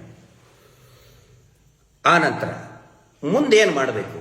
ತಾವು ಒಂದು ಮಾತು ಹೇಳಿದ್ರಿ, ಏನಂತ ಹೇಳಿದ್ರೆ, ಬಹುಶಃ ನೀವು ಕನ್ಸರ್ನ್ ಹತ್ರ ಹೇಳಿದ್ರು, ಏನೋ ನನಗೂ ಹೇಳಿದ್ರು, ಭಾರಿ ಒಳ್ಳೇದು. ಏನಂತ ಹೇಳಿದ್ರೆ, ಈ ಸುಪ್ರೀಂ ಕೋರ್ಟಿಗೆ ಹೋದ್ರೆ ಅಡ್ವೊಕೇಟ್ ನಾವು ಕೊಡ್ತೀವಿ, ಅದರ ದುಡ್ಡನ್ನು ಭರಿಸಲಾಗುವುದು ಅಂತ. ಅಂದ್ರೆ ಈ ನಿಮ್ಮವರು ಒಂದಿಷ್ಟು IT ಟೀಮು ದುಡ್ಡು ನಾವೇ ಕೊಡ್ತೀವಿ, ಸುಪ್ರೀಂ ಕೋರ್ಟಿಗೆ ಹೋದ್ರೆ ಅಡ್ವೊಕೇಟ್ ಕೊಡ್ತೀವಿ, ನಮಗೆ ಯಾವುದೂ ಅವಶ್ಯಕತೆ ಇಲ್ಲ. ಸೌಜನ್ಯ ಹೋರಾಟಕ್ಕೆ, ಕಾನೂನಿನ ಹೋರಾಟಕ್ಕೆ ದಯವಿಟ್ಟು 1 ರೂಪಾಯಿಯನ್ನ ದೇಣಿಗೆಯನ್ನ ಹಾಕಿ ಅಂತ ಹೇಳಿದ್ರೆ 1 ಕೋಟಿಗೂ ಕೂಡ ಅಧಿಕ ದುಡ್ಡು ಕಲೆಕ್ಟ್ ಆಗುತ್ತೆ ಒಂದಿನದಲ್ಲಿ. ಅಡ್ವೊಕೇಟ್ ಧನಂಜಯ್ ಸರ್ಗಿಂತ ಒಳ್ಳೆ ಅಡ್ವೊಕೇಟ್ ಬೇಕಾ? ಡೆಲ್ಲಿಯಲ್ಲಿ ಇದ್ದಾರೆ, ಸುಪ್ರೀಂ ಕೋರ್ಟ್ನ ಅತ್ಯಂತ ಚಾಣಾಕ್ಷ ಇರುವಂತಹ, ಪ್ರಾಮಾಣಿಕತೆ, ಸಮಾಜದ ಬಗ್ಗೆ ಕಳಕಳಿ ಇರುವಂತಹ ನ್ಯಾಯವಾದಿಗಳು ಶ್ರೀಯುತ KV ಧನಂಜಯ್. ಬಹುಶಃ ವಿಜೇಂದ್ರ ಅವರೇ, ನನಗಿಂತ ಜಾಸ್ತಿ KV ಧನಂಜಯ್ ಅವರವ್ರ ಬಗ್ಗೆ ತಮಗೆ ಗೊತ್ತಿದೆ ಅಂದ್ಕೊಂಡಿದ್ದೀನಿ. ಒಳ್ಳೊಳ್ಳೆ ಅಡ್ವೊಕೇಟ್ಗಳು ಬೆಂಗಳೂರಿನಲ್ಲಿ ಕೂಡ ನೋಡಿ, ಈಗ ದ್ವಾರಕಾನಾಥ್ ಸರ್ ಇರ್ಬೋದು, ಇನ್ನೂ ಅನೇಕ ಜನ ಪ್ರತಿಭಾವಂತ ಖ್ಯಾತ ನ್ಯಾಯವಾದಿಗಳು, ಅದು ಹೈಕೋರ್ಟ್ ಇರ್ಬೋದು, ಸುಪ್ರೀಂ ಕೋರ್ಟ್ ಇರ್ಬೋದು, ಅನೇಕ ಖ್ಯಾತ ನ್ಯಾಯವಾದಿಗಳಿದ್ದಾರೆ. ದುಡ್ಡು ಅಡ್ವೊಕೇಟ್ ಬೇಡ. ಮತ್ತೆ ಏನ್ ಮಾಡಬೇಕು ಅಂತ ಹೇಳಿದ್ರೆ, ನೀವು ಸುಪ್ರೀಂ ಕೋರ್ಟ್ ನಿಮ್ಮ ಕೈಯಲ್ಲಿಲ್ಲ, ಇಲ್ಲ ಅನ್ಕೊಂಡಿದ್ದೀನಿ, ಇರ್ಬೋದು, ಇದೆಯೋ ಗೊತ್ತಿಲ್ಲ. ಏನ್ ಮಾಡಬೇಕು? ತಾವು ಬಂದಿದ್ದೀರಿ, ಸ್ಪಂದಿಸಿದಿರಿ, ಅದರ ಸಲುವಾಗಿ ನಿಮಗೆ ಆಸಕ್ತಿ ಇದ್ರೆ ವಿಜೇಂದ್ರ ಅವರೇ, ಏನ್ ಮಾಡಬಹುದು, ಏನಾಗಿದೆ ಈಗ ನಿಮ್ಮ ಗಮನಕ್ಕೆ ತರ್ತಾ ಇದ್ದೀನಿ 2 ದಾಖಲೆಗಳನ್ನ. 2017ರಲ್ಲಿ ಸ್ವತಃ CBI ವರದಿ ಕೊಟ್ಟಿದೆ. ಏನು ಅಂತ ಹೇಳಿದ್ರೆ, ಸರ್ಕಾರದ ಉಪ ಕಾರ್ಯದರ್ಶಿಗಳು ಒಂದು ಇದನ್ನು ಬರೀತಾರೆ, ಸಿಬಿಐನೇ ಹೇಳಿದೆ. ಸಂಖ್ಯೆ ಕಡತದ ಸಂಖ್ಯೆ ಹೇಳ್ತೀನಿ, ದಯವಿಟ್ಟು ಬರೆದಿಟ್ಕೊಳ್ಳಿ. HD06 CID 2013 ದಿನಾಂಕ 21/2/2017 ಅಧಿಕೃತ ಜ್ಞಾಪನದಲ್ಲಿ ತಿಳಿಸಲಾಗಿರುತ್ತದೆ. ಸಿಐಡಿದವರು ರೆಫರ್ ಮಾಡ್ತಾರೆ. ಅಂದ್ರೆ ಸಿಐಡಿ DGP ಅವಾಗ ಸಲೀಂ ಸಾಹೇಬ್ರು ಇರ್ತಾರೆ, ಅವರು ರೆಫರ್ ಮಾಡ್ತಾರೆ. ಏನು ಅಂತ ಹೇಳಿದ್ರೆ, ಸದರಿ ಪತ್ರದಲ್ಲಿ ಬೆಳ್ತಂಗಡಿ ತಾಲೂಕು ಉಜಿರೆ ಗ್ರಾಮದ ಕುಮಾರಿ ಸೌಜನ್ಯ ಕೊಲೆ ಪ್ರಕರಣಕ್ಕೆ ಸಂಬಂಧಿಸಿದಂತೆ ಸಿಬಿಐ ಸಂಸ್ಥೆಯಿಂದ ಸ್ವೀಕೃತಗೊಂಡಂತಹ ಪತ್ರದಲ್ಲಿ ಪ್ರಸ್ತಾಪಿಸಿರುವಂತೆ ಡಾಕ್ಟರ್ ಆದಂ ಉಸ್ಮಾನ್ ಮತ್ತು ಡಾಕ್ಟರ್ ಎನ್ ರಶ್ಮಿ ಇವರುಗಳ ವಿರುದ್ಧ ಕಠಿಣ ದಂಡನೆ ವಿಧಿಸಲು ಪ್ರಸ್ತಾಪಿಸಿದ್ದು. ಪೂರ್ತಿ ಇದೆ, ಸಂಪೂರ್ಣ ದಾಖಲೆ ಇದೆ ನಮ್ಮ ಹತ್ರ. ಏನೇನು ಪ್ರಸ್ತಾಪ ಮಾಡಿದ್ದಾರೆ, ಏನೇನು ಅಂತ ಇದೆ, ಪೂರ್ತಿ ಓದಿದ್ರೆ ಟೈಮ್ ಆಗುತ್ತೆ.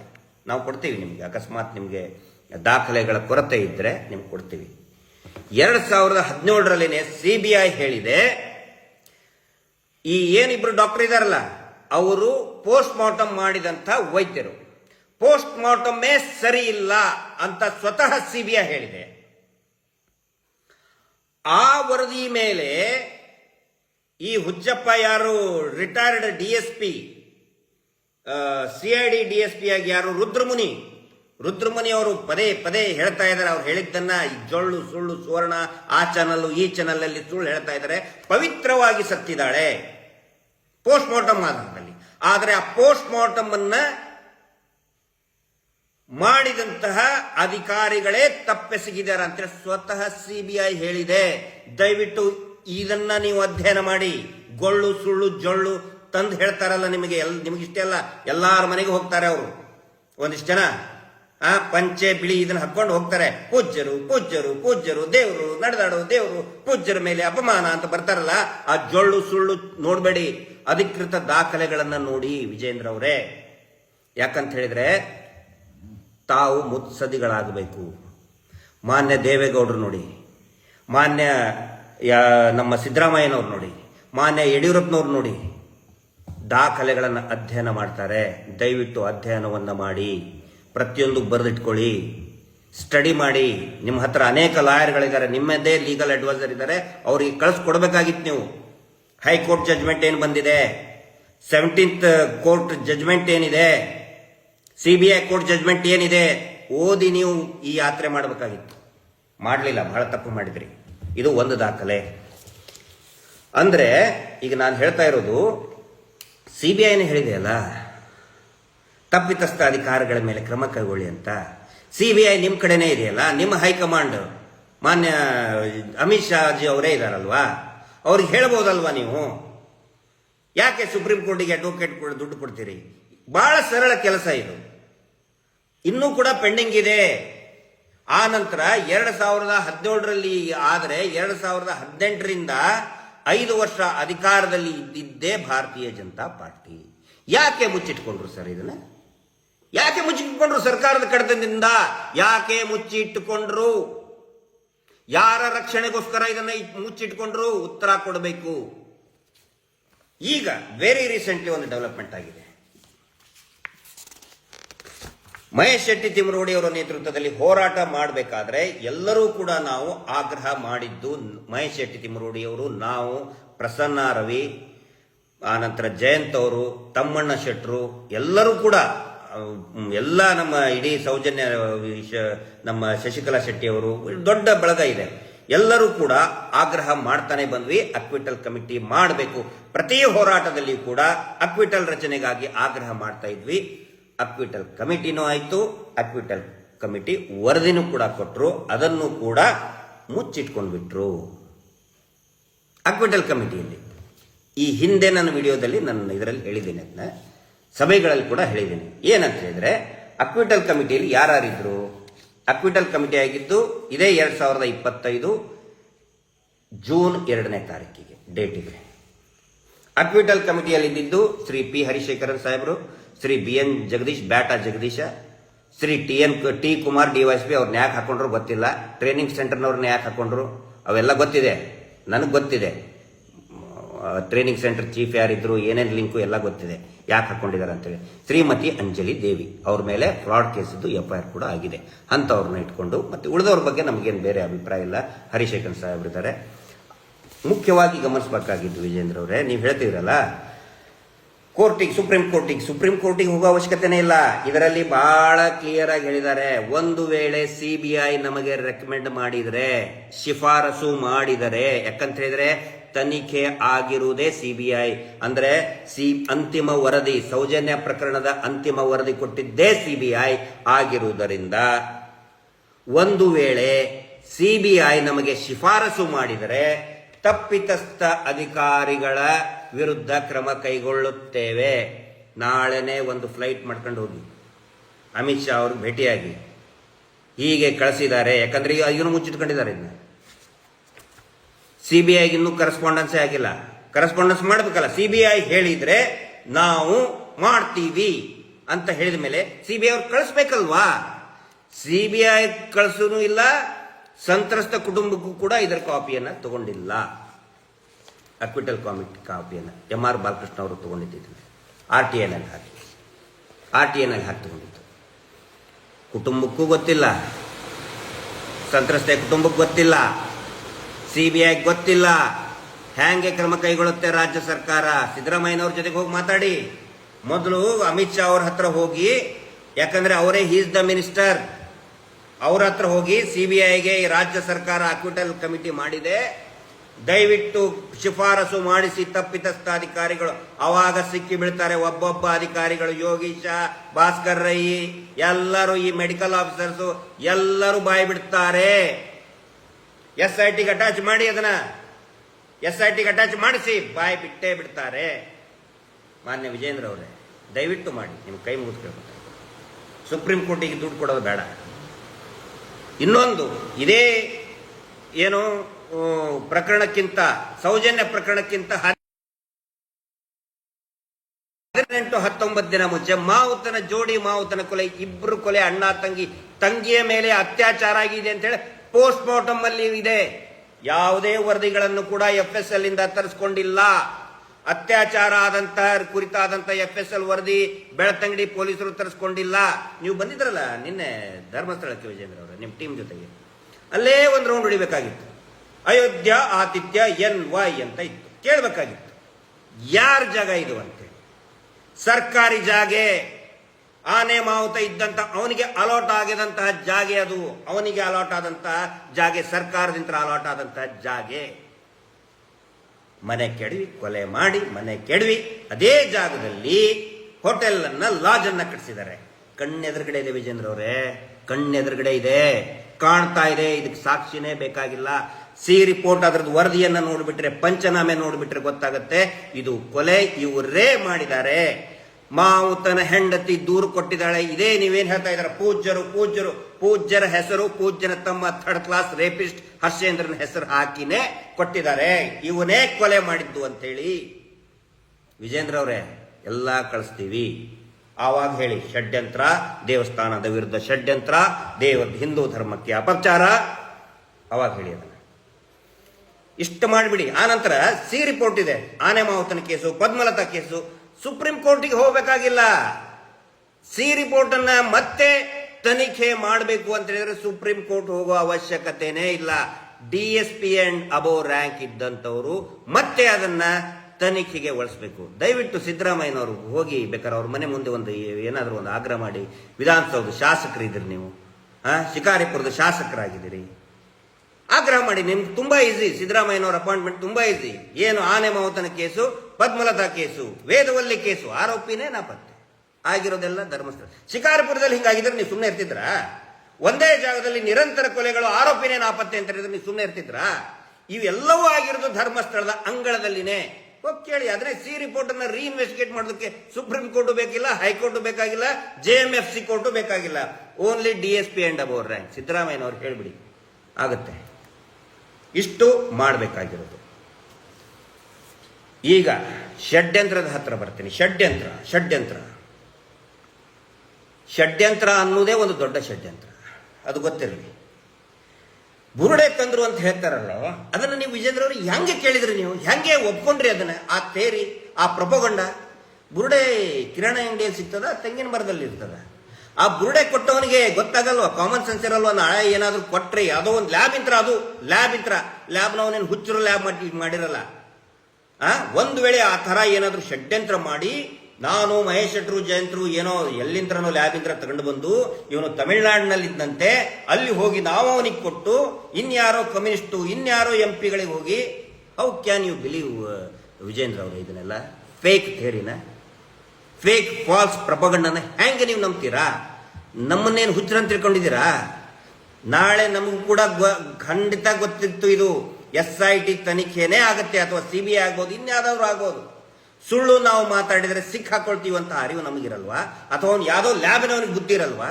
ಈ ಸುಳ್ಳುಗಳನ್ನ ಹೇಗೆ ನಂಬಿದ್ರಿ ಸ್ವಾಮಿ ನೀವು? ಸ್ಟಡಿ ಮಾಡ್ಬೇಕಲ್ವಾ? ಏನು ಸ್ಟಡಿ ಮಾಡದೆ, ಏನು ಯೋಚನೆ ಮಾಡ್ದೇನೆ, ಎಳ್ಳು ಕಾಳಷ್ಟು ಕೂಡ ಈ ಏನು ಬುರುಡೆ ಥೇರಿ ಹೇಳ್ತಾ ಇದ್ರಲ್ಲ, ಯಾರೋ ತಂದ್ಕೊಟ್ರು ಷಡ್ಯಂತ್ರ, ಎಳ್ಳು ಕಾಳಷ್ಟು ಕೂಡ ಷಡ್ಯಂತ್ರ ಅನ್ನುವಂಥ ಆರೋಪದಲ್ಲಿ ಸತ್ಯಾಂಶ ಇಲ್ಲ. ಷಡ್ಯಂತ್ರ ಅನ್ನೋದೇ ಒಂದು ಷಡ್ಯಂತ್ರ. ಅತ್ಯಾಚಾರಿಗಳನ್ನ ರಕ್ಷಣೆ ಮಾಡೋದಕ್ಕೆ, ಪ್ರಭಾವಿ ಕುಟುಂಬವನ್ನ ರಕ್ಷಣೆ ಮಾಡೋದಕ್ಕೆ ಈ ಒಂದು ಷಡ್ಯಂತ್ರವನ್ನ ಕೆಲವು TV ಚಾನೆಲ್ಗಳ ಮುಖಾಂತರ, ಕೆಲವು ನಕಲಿ ಪತ್ರಕರ್ತರ ಮುಖಾಂತರ ಹಬ್ಬಿಸ್ತಾ ಇದ್ದಾರೆ. ಆ ನಂತರ ಇದನ್ನು ಈ ಷಡ್ಯಂತ್ರ, ಈ ಬುರುಡೆ ಥೇರಿ ಹೇಳಿದವರು ಇದೇ ಥರ್ಡ್ ಕ್ಲಾಸ್ ಲೋಫರ್ ಇವನು ರಾಕೇಶ್ ಶೆಟ್ಟಿ ನಿಮ್ಮ ವಿರುದ್ಧನೇ ಮಾತಾಡಿದ್ನಲ್ರಿ ವಿಜೇಂದ್ರ ಅವರೇ, ನಿಮ್ಮನ್ನೇ ಬ್ಲಾಕ್ ಮೇಲ್ ಮಾಡಕ್ ಹೊಂಟಿದ್ನಲ್ರಿ, ನೀವು ಅವನು ಹೇಗೆ ನಂಬಿದ್ರಿ ವಿಜೇಂದ್ರ ಅವರೇ? ಅವಾಗ ನಾವು ನಿಮ್ಮ ಬಗ್ಗೆ ಅನುಕಂಪ ನಿಮ್ಮ ಮೇಲೆ ಮಾಡಿದ್ದಕ್ಕೆ ನಮಗೆ ಬಹಳ ಸಿಟ್ಟು ಬಂದಿತ್ತು. ರಾಕೇಶ್ ಶೆಟ್ಟಿ ಅನ್ನೋ third class loafer sex CD ಇಟ್ಕೊಂಡು ಬ್ಲಾಕ್ ಮೇಲ್ ಮಾಡ್ತಾನ ಅವನ್ನೆಲ್ಲರಿಗೂ. ಅವ್ನು ಹೇಳಿದ ಮಾತನ್ನ ನಂಬಿ ನೀವು ಇವನ್ನೆಲ್ಲ ಮಾಡ್ಕೊಂಡು ಕೂತಿದ್ರಲ್ರಿ. ಇನ್ನೊಬ್ಬ ಅಜಿತ್ ಜೈನ್ ಫಾರಿನ್ಗೆ ಹೋಗಿ ವಿದೇಶಕ್ಕೆ, ಅಮೆರಿಕಕ್ಕೆ ಹೋಗಿ ಸ್ಟಡಿ ಇನ್ವೆಸ್ಟಿಗೇಷನ್ ಮಾಡಿದ್ನಂತೆ, ಅವನ ತಲೆಯಲ್ಲಿ ಸಗಣಿ ತುಂಬಿಕೊಂಡಿದ್ದ ನಾವು ಅಜಿತ್ ಜೈನ್. ಅಂಥವ್ರದೆಲ್ಲ ಸುಳ್ಳು ಜೊಳ್ಳು ಷಡ್ಯಂತ್ರ ಅದು ಇದು ಅಂತ ಕೇಳ್ಕೊಂಡು ಒದ್ದಗ ಬಂದ್ಬಿಟ್ರಲ್ಲ, ಚಲೋ ಧರ್ಮಸ್ಥಳ ಚಲೋ ಅಂತ ನೇತೃತ್ವದಲ್ಲಿ ಅಂತ ಹೇಳಿ. ರಹಸ್ಯ ಹೇಳ್ತೇನೆ ಕೇಳಿ, ಷಡ್ಯಂತ್ರದ ರಹಸ್ಯ. ಷಡ್ಯಂತ್ರ ನಿಮ್ಮ ವಿರುದ್ಧ ಮಾಡ್ತಾ ಇದ್ದಾರೆ. ನಿಮ್ಮ ಮೇಲೆ ಒಂದು ಕನ್ಸರ್ನ್ ಇಟ್ಕೊಂಡು ಹೇಳ್ತಾ ಇದ್ದೀನಿ, ನಿಮ್ಮನ್ನ ಖೆಡ್ಡಕ್ಕೆ ತಳ್ತಾ ಇದ್ದಾರೆ. ಇದೇ R Ashok, DK Shivakumar and S Santosh and ಸುರಾನ ಪಾರ್ಟಿ ಕಚೇರಿಯಲ್ಲಿ ಇದ್ದಂತ ನಿಮ್ಮನ್ನ ಖೆಡ್ಡಕ್ಕೆ ತಳ್ತಾ ಇದ್ದಾರೆ, ತಳ್ಳಿದ್ದಾರೆ. ವಿಜೇಂದ್ರ ಅವರೇ ಅರ್ಥ ಮಾಡ್ಕೊಳ್ಳಿ ಈ ಷಡ್ಯಂತ್ರವನ್ನ. ಯಾಕಂದ್ರೆ ಎಲ್ಲರಿಗೂ ಗೊತ್ತಿದೆ ಇದೆ ಯಾವ ಷಡ್ಯಂತ್ರ ಇಲ್ಲ. ಈ ವೀರೇಂದ್ರ ಜೈನ್ ಎಷ್ಟು ಕಚ್ಚಡ ಹೊಲಿಸುವಂತ ಇವರೆಲ್ಲರಿಗೂ ಗೊತ್ತಿದೆ. ಯಾಕಂತ ಹೇಳಿದ್ರೆ DK ಶಿವಕುಮಾರ್ದು ದುಡ್ಡಿನ ವ್ಯವಹಾರ ಇದೆ. ಸೆಟ್ಟಿಂಗ್ ಸುರೇಂದ್ರನ ಜೊತೆಗೆ ಆ ಲಾಯರ್ ಜಗದೀಶ್ ಅವ್ರು ಹೇಳಿದ್ರಲ್ಲಿ ಸುಳ್ಳಲ್ಲ. ವಿಶ್ವನಾಥ್ಗೂ ಅವ್ರಿಗೂ ಸಂಬಂಧ ಇರೋದು ಸುಳ್ಳಲ್ಲ. ಲಾಯರ್ ಜಗದೀಶ್ ಹೇಳಿದ್ದು ಅಪ್ಪಟ ಸತ್ಯ. ಅವ್ರು ಇಂಡಿವಿಜುವಲ್ ಆಗಿ ಏನೇನು ಮಾತಾಡ್ತಾರೆ, ಬೇರೆ ಬೇರೆ ವಿಷಯದ ಬಗ್ಗೆ ಮಾತಾಡಿದ್ದಾರೆ, ಅದ್ರ ಬಗ್ಗೆ ನಾನೇನು ಹೇಳಕ್ ಹೋಗಲ್ಲ, ಅದು ಅವ್ರಿಗೆ ಬಿಟ್ಟಿದ್ದು. ಆದರೆ ಸೌಜನ್ಯ ಪ್ರಕರಣದಲ್ಲಿ, ಈ ಪ್ರಕರಣದಲ್ಲಿ ಮತ್ತು ಆ ಸೆಟ್ಟಿಂಗ್ ಸುರೇಂದ್ರ ನಕಲಿ ದೇವಮಾನವನ ತಮ್ಮ ಮಾಡ್ತಾ ಇರುವಂತಹ ರಿಯಲ್ ಎಸ್ಟೇಟು, ವಿಶ್ವನಾಥ್ಗೂ ಇರೋ ಸಂಬಂಧ, DK ಶಿವಕುಮಾರ್ಗೆ ಇರೋ ಸಂಬಂಧ, ಲಾಯರ್ ಜಗದೀಶ್ ಹೇಳಿದ್ದು ಅಪ್ಪಟ ಸತ್ಯ ಇದೆ. ನಾನು ಕೂಡ ಅವಾಗ ರಿಯಲ್ ಎಸ್ಟೇಟ್ ಮಾಡ್ತಿದ್ದೆ ಒಂದಿಷ್ಟು ದಿನ, ಕೈಗ ಎಟಕ್ಲಿಲ್ಲ, ಏನು ಅದು ನನ್ನ ಇದಕ್ಕೂ ಇರಲಿಲ್ಲ.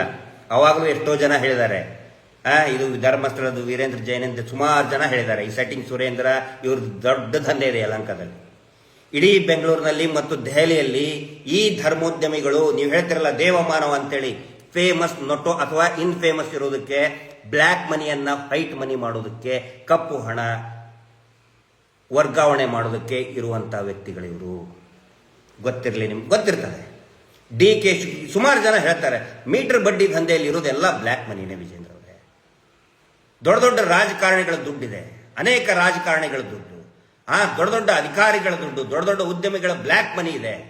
ಹಿಂಗಾಗಿ ಎಲ್ಲರೂ ಕೂಡ ಅವ್ರನ್ನ ರಕ್ಷಣೆ ಮಾಡಕ್ ನಿಂತಿದ್ದಾರೆ. ರಾಜ್ಯಸಭಾ ಸದಸ್ಯರನ್ನ ಮಾಡಬೇಕಾದ್ರೆ 100 ಕೋಟಿವರೆಗೂ ಕೂಡ ಹಣ ವರ್ಗಾವಣೆ ನಡೆದಿದೆ. ಕೇಳಿ S&S ಅವ್ರಿಗೆ, ಸುರಾನ ಗಿರಾನ ಇದಾರಲ್ಲ ದಲಾಲರು, ಅವರಿಂದನೇ ಪಾರ್ಟಿ ಹಾಳಾಗಿದ್ದು, ಅವರಿಂದನೇ ಬೇಜಾರಾಗಿ ಪಕ್ಷದಿಂದ ನಾವು ಹೊರಗಡೆ ಬಂದು ಸುಮ್ಮನೆ ಕುತ್ಕೊಂಡಿದ್ದು. ನಿಮ್ಮನ್ನು ಕೂಡ ಸಿಕ್ಕಾಕೊಂಡ್ರು, ಮಾನ್ಯ ಯಡಿಯೂರಪ್ಪನವ್ರಿಗೂ ಕೂಡ ಸಿಕ್ಕಾಕ್ಸಿದ್ರು ಅವರು. ಮತ್ತೆ ಒಂದ್ಸಗೆ ನಿಮಗೆ ಖೆಡ್ಡ ತೋಡಿದ್ದಾರೆ. ಅವರು ತಿಂದಿದ್ದನ್ನ ನಿಮ್ಮ ಮುಖಕ್ಕೆ ಒರೆಸಕ್ಕೆ ಷಡ್ಯಂತ್ರ ದೇವಸ್ಥಾನದ ವಿರುದ್ಧ ಖಂಡಿತ ಇಲ್ಲ, ಇರೋದಕ್ಕೆ ಸಾಧ್ಯನೇ ಇಲ್ಲ. ಇದು ವಿಜೇಂದ್ರ ಅವರಿಗೆ ಗೊತ್ತಿರಲಿ. ಷಡ್ಯಂತ್ರದ ಇನ್ನೊಂದು ಭಾಗ ಹೇಳ್ತೀನಿ, ಜನತಾ ಏಜೆಂಟ್. ಬಹಳ ಸಣ್ಣದಾದಂತಹ ಒಂದು ಯೂಟ್ಯೂಬ್ ಚಾನಲ್ ಜನತಾ ಏಜೆಂಟ್. ನಿನ್ನೆ ನೀವು ಬಂದ ತಕ್ಷಣನೇ ಒಂದು ಪಬ್ಲಿಕ್ ರಿಯಾಕ್ಷನ್ಗೆ ಬಿಟ್ಟರು. ಪಬ್ಲಿಕ್ ರಿಯಾಕ್ಷನ್ ಬರೀ ಸೌಜನ್ಯ ಹೋರಾಟಗಾರರ ರಿಯಾಕ್ಷನ್ ಮಾಡ್ಬೇಕಂತೇನಿಲ್ಲ. ಜನಸಾಮಾನ್ಯರು ಏನು ಹೇಳ್ತಾರೆ ಗೊತ್ತಾ? ಅದರ ವರದಿ ಜನಸಾಮಾನ್ಯರದು. ಜನತಾ ಏಜೆಂಟ್ ಪ್ರಶ್ನೆ ಕೇಳ್ತಾರೆ, ಬಿಜೆಪಿ ಸೌಜನ್ಯ ಮನೆಗೆ ಭೇಟಿ ಕೊಟ್ಟಿದ್ದು ಯಾಕೆ? ವಿಡಿಯೋ ನೋಡಿದ ಮೇಲೆ 10,000 vote, 10,000 vote within one day ಅಲ್ಲ, ಬೆಳಿಗ್ಗೆ ಒಂದು 12-13 ತಾಸಲ್ಲಿನೇ ಆಗಿದ್ದದು.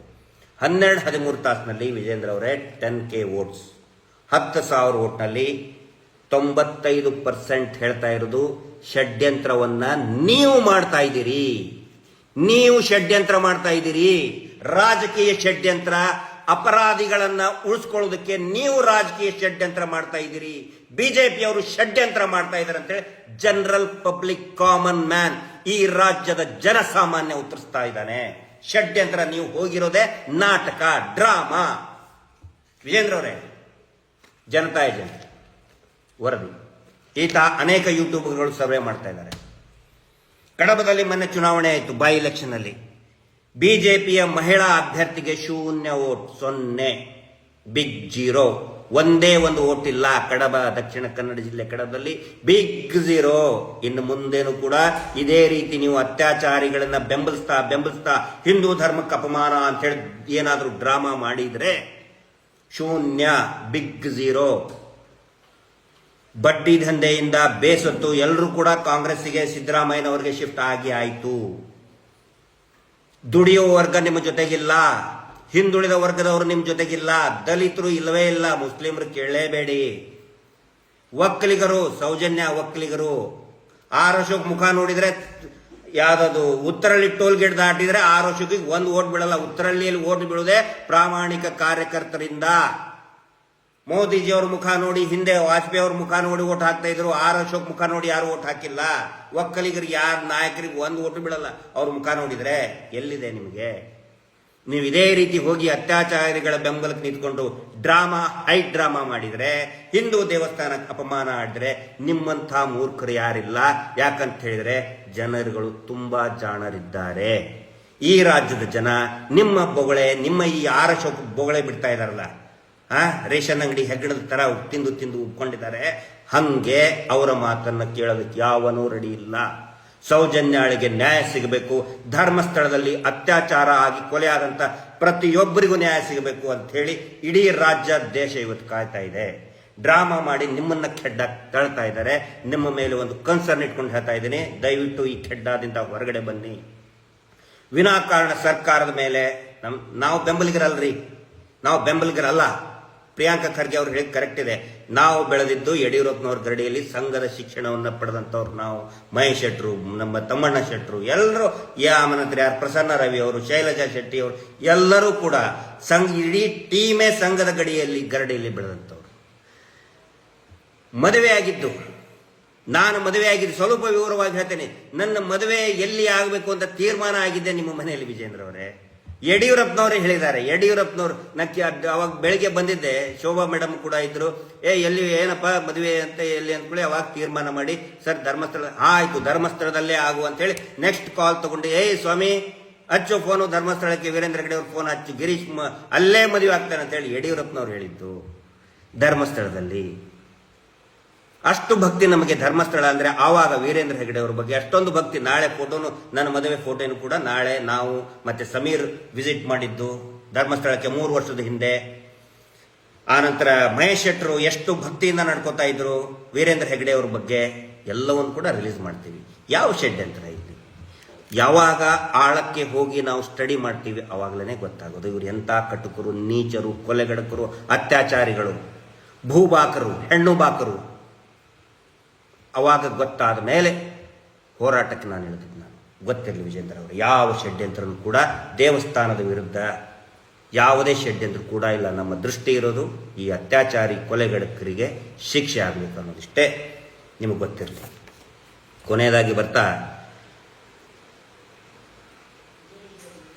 ಇನ್ನೊಂದು, ನಿನ್ನೆ ನೀವು ದೊಡ್ಡದಾಗಿ ಮಾಡಿದಿರಿ. ನೀವು ಮಾಡಿ ಒಂದು ತಾಸಿಗೆ ನಿಮಗೆ ತಿರುಗಿ ಬಿದ್ನಲ್ರಿ ಅವನು ಕೇಶವ ಬೆಳಲ್ಲನವನು, ಈ ನಕಲಿ ದೇವಮಾನವನೇ ವಕ್ತಾರ. ಬಿಜೆಪಿಯವರು ಸ್ಕ್ರಿಪ್ಟ್ ಬರಿತಾ ಇದ್ದಾರೆ ಅಂತ ಹೇಳಿದ್ನಲ್ರಿ. ನಿಮ್ಮ ಮೇಲೆ ತಿರುಗಿ ಬಿದ್ದಲ್ಲ. ನೀವು ಕುಸುಮಾವತಿ ಅವ್ರ ಮನೆಗೆ ಹೋದ ತಕ್ಷಣ ನಿಮ್ಮ ವಿರುದ್ಧ ಎಲ್ಲರೂ ಧರ್ಮಸ್ಥಳ, ಈ ನಕಲಿ ದೇವಮಾನವನ ಇಡೀ ಗ್ಯಾಂಗ್ ನಿಮಗೆ ಬೈತಾ ಇದೆ.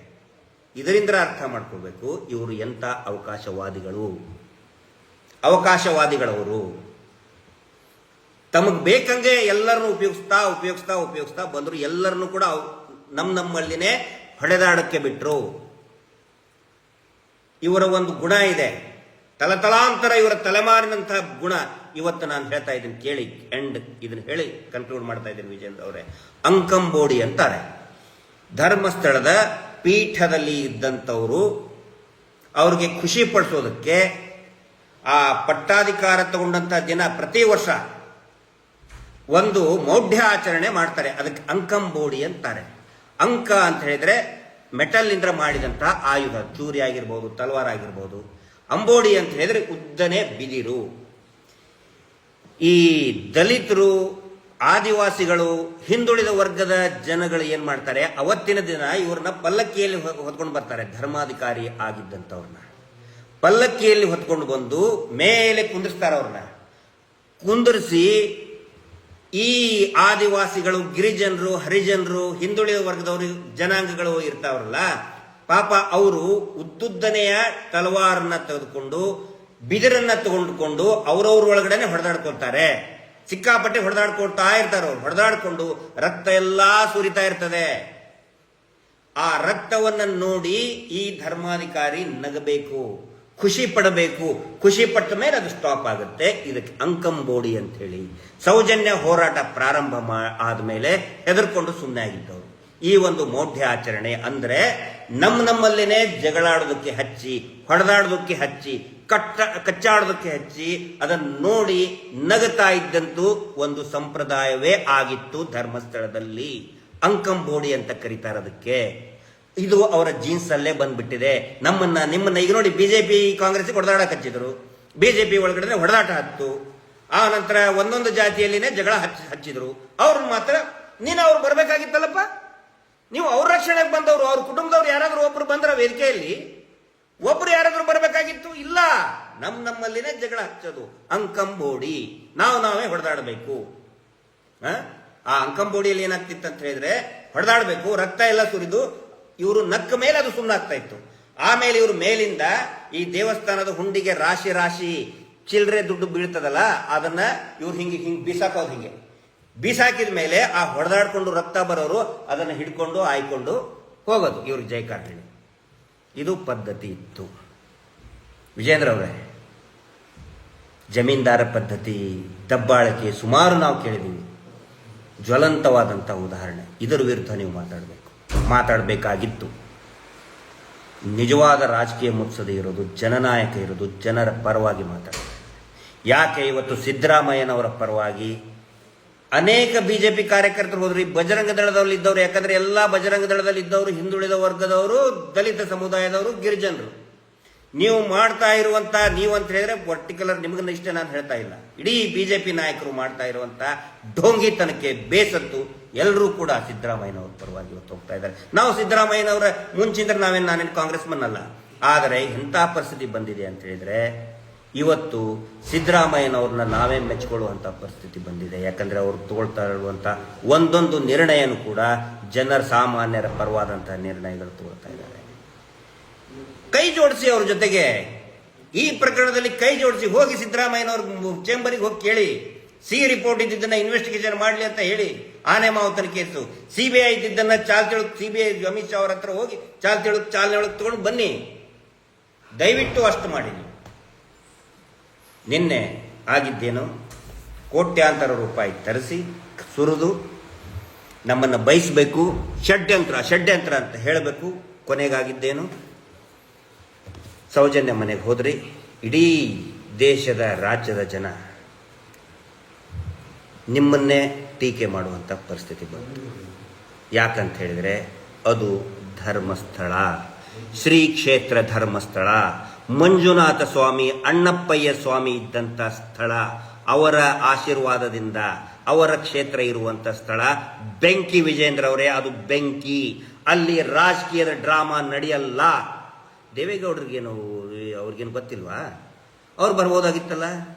ಸಿದ್ದರಾಮಯ್ಯನವರು ಯಾಕೆ ಅಂದರೆ ತನಿಖೆ ಆಗಲಿ ಅಂತ ಹೇಳಿದರು? ಅವ್ರಿಗೇನು ಗೌರವ ಇಲ್ವಾ? ಯಡಿಯೂರಪ್ಪನವ್ರ ಗೌರವ ಇಲ್ವಾ? ಎಲ್ಲರಿಗೂ ಗೌರವ ಇದೆ. ಅಷ್ಟೇ ಅಲ್ಲ, ಅದರ ಶಕ್ತಿ, ಕ್ಷೇತ್ರದ ಮಹಿಮೆ ಎಲ್ಲ ಪ್ರಬುದ್ಧ ರಾಜಕೀಯ ನಾಯಕರುಗಳಿಗೆ ಇದೆ. ಶಕ್ತಿ ಅದು. ಧರ್ಮಸ್ಥಳಕ್ಕೆ ಬರುವುದು, ಆಣೆ ಪ್ರಮಾಣ ಮಾಡೋದಕ್ಕೆ ಬರ್ತಾರೆ ಹೊರತು ರಾಜಕೀಯ ನಾಯಕರು ದಂಡು ಕಡ್ಕೊಂಡು ಅಲ್ಲಿ ಜೈಕಾರ ಘೋಷಣೆ ಕೂಗಿದಿರಿ ನಿನ್ನೆ. ಇದು ನಿಮ್ಮಂತ ಅವಿವೇಕಿಗಳು ಯಾರು ಇಲ್ಲ. ನೀವು ಅಂತ ಹೇಳಿದ್ರೆ ವಿಜೇಂದ್ರ ಅವ್ರಿಗೆ ಇಷ್ಟೇ ನಾನು ಹೇಳ್ತಾ ಇದ್ದಲ್ಲ, ರಾಜಕೀಯ ಘೋಷಣೆ ಕೂಗ್ತಾ ಇದ್ರಲ್ಲ ಅವ್ರಿಗೆ ಹೇಳ್ತಾ ಇದ್ದೀನಿ ನಾನು. ರಾಜಕೀಯ ನಾಯಕರಿಗೆ ಜಯವಾಗಲಿ. ಮಂಜುನಾಥ ಸ್ವಾಮಿಯ ಕ್ಷೇತ್ರಕ್ಕೆ ಬಂದು, ಅತ್ಯಂತ ಪವಿತ್ರ ಕ್ಷೇತ್ರಕ್ಕೆ ಬಂದು ರಾಜಕೀಯ ನಾಯಕರಿಗೆ ಒಂದು ಜೈಕಾರ ಹಾಕಿ ಅತ್ಯಾಚಾರಿಗಳ ರಕ್ಷಣೆಗೆ ಮಾಡ್ತಾ ಇದ್ದಾರಲ್ಲ. ಇವ್ರೇನು ಹೇಳ್ತಾ ಇದ್ರು, ಅಟ್ಲೀಸ್ಟ್ ಅದನ್ನಾದ್ರೂ ಯೋಚನೆ ಮಾಡಬೇಕಾಗಿದ್ದು. ಇವ್ರು ಹೇಳ್ತಾರೆ ಏನೋ ಒಂದು ಥೇರಿ ಕ್ರಿಯೇಟ್ ಮಾಡಿಬಿಟ್ಟಿದ್ದಾರೆ. ಈಗ ಧರ್ಮಸ್ಥಳಕ್ಕೆ ಎದಕ್ಕೆ ಬರ್ತಾರೆ ಅಂತ ಅಂದ್ರೆ ಮೋಕ್ಷ ಸಿಗುತ್ತೆ, ಧರ್ಮಸ್ಥಳ ಬಂದು ಸತ್ಬಿಟ್ರೆ ಮೋಕ್ಷ ಸಿಗುತ್ತೆ ಅಂತ ಹೇಳಿ. ವಿಜೇಂದ್ರ ಅವರೇ, ದಾಖಲೆ ಕೊಡ್ತೀನಿ, ತೋರ್ಸಾಗಿದೆ, ಟಿವಿ ಚಾನಲ್ ಅಲ್ಲಿ ಬಂದಾಗಿದೆ, ಎಲ್ಲಾ ಕಡೆನೂ ನಾವು ಕೊಟ್ಟಿದ್ವಿ. 10 ವರ್ಷದ ಹುಡುಗಿಯ ಶವ ಇದೆ, 15 ವರ್ಷದ ಹುಡುಗಿಯ ಶವ ಇದೆ. 10 ವರ್ಷದ ಹುಡುಗಿ ಮೋಕ್ಷ ಸಿಗಲಿ ಅಂತ ಬಂದು ಸಾಯ್ತಾಳ? ಉತ್ತರ ಕೊಡ್ರಪ್ಪ ಯಾರಾದ್ರು. ಹುಡುಗಿಯರ ವಯಸ್ಸು ಎಷ್ಟು? 10 ವರ್ಷದ ಹುಡುಗಿ. ರೆಕಾರ್ಡ್ ಆನ್ ರೆಕಾರ್ಡ್ ಇದೆ. ಅವತ್ತಿಂದನೇ ದಫನ್ ಮಾಡಿದ್ದಾರೆ. 10 ವರ್ಷದ ಹುಡುಗಿ, 15 ವರ್ಷದ ಹುಡುಗಿ, 20 ವರ್ಷದ ಹುಡುಗಿ ಮೋಕ್ಷ ಸಿಗುತ್ತೆ ಅಂತ ಬಂದ್ಸತ್ರ. 20 ವರ್ಷದ ಹುಡುಗಿ, 10-12 ವರ್ಷದ ಪ್ರಾಯದ ಹುಡುಗಿ. ಏನ್ ಮಾತಾಡ್ತಾ ಇದ್ದಾರೆ ಇವರು? ಕೇಳಕ್ಕಾಗಲ್ವ ನಿಮಗೆ ಇದನ್ನ? ಬರೀ ಒಂದು ಸುಳ್ಳು ತೇರಿ ಸುಳ್ಳು ಹೇಳಿ ಆ ಒಂದಿಷ್ಟು ಚಾನೆಲ್ಗಳ ಮುಂದೆ ಬೊಗಳಿಸಿ. ವಿಜೇಂದ್ರ ಅವರೇ, ದಯವಿಟ್ಟು ಅಧ್ಯಯನ ಮಾಡಿ. ನೀವು ಕರೆದ್ರೆ ನಾವು ಮಹೇಶ್ ಶೆಟ್ಟಿ ತಿಮ್ಮರೋಡಿ ಇಡೀ ನಮ್ಮ ಹೋರಾಟ ಸಮಿತಿಯವರು ಬಂದೇ ಬರ್ತೀವಿ. ಕಾಂಪ್ರಮೈಸ್ ಆಗೋದಕ್ಕಲ್ಲ, ಇವ್ರನ್ನ ಶಿಕ್ಷೆಗೆ ಒಳಪಡಿಸೋದಕ್ಕೆ. ನಿನ್ನೆ ಇಷ್ಟ ದಿನ ಸರ್ಕಸ್ ಮಾಡಿದ್ರಲ್ಲ, ಕೊನೆಗೆ ಬಿದ್ದಿದ್ದು ಏಟ್ ಯಾರಿಗೆ? ಷಡ್ಯಂತ್ರ ಅಂತ ಷಡ್ಯಂತ್ರದ ಭಾಗ ಆಗಿರುವಂತ ನಿಮ್ಮ ಈ ಬೋಗಸ್ ಟೀಮಿಗೆ ಗೊತ್ತಿರಲಿ, ಇದು ಸೌಜನ್ಯ ಶಕ್ತಿ. Justice for Soujanya. ಎಲ್ಲರಿಗೂ ಕೂಡ ಸೌಜನ್ಯಳಂತೆ ಸತ್ತಂತಹ, ಅತ್ಯಾಚಾರಕ್ಕೆ ಒಳಗಾಗಿ ಅಮಾನುಷವಾಗಿ ಹತ್ಯೆ ಆದಂತಹ ಎಲ್ಲರಿಗೂ ಕೂಡ ನ್ಯಾಯ ಸಿಗಲಿ. Justice for Sowjanya. ನಮಸ್ತೆ.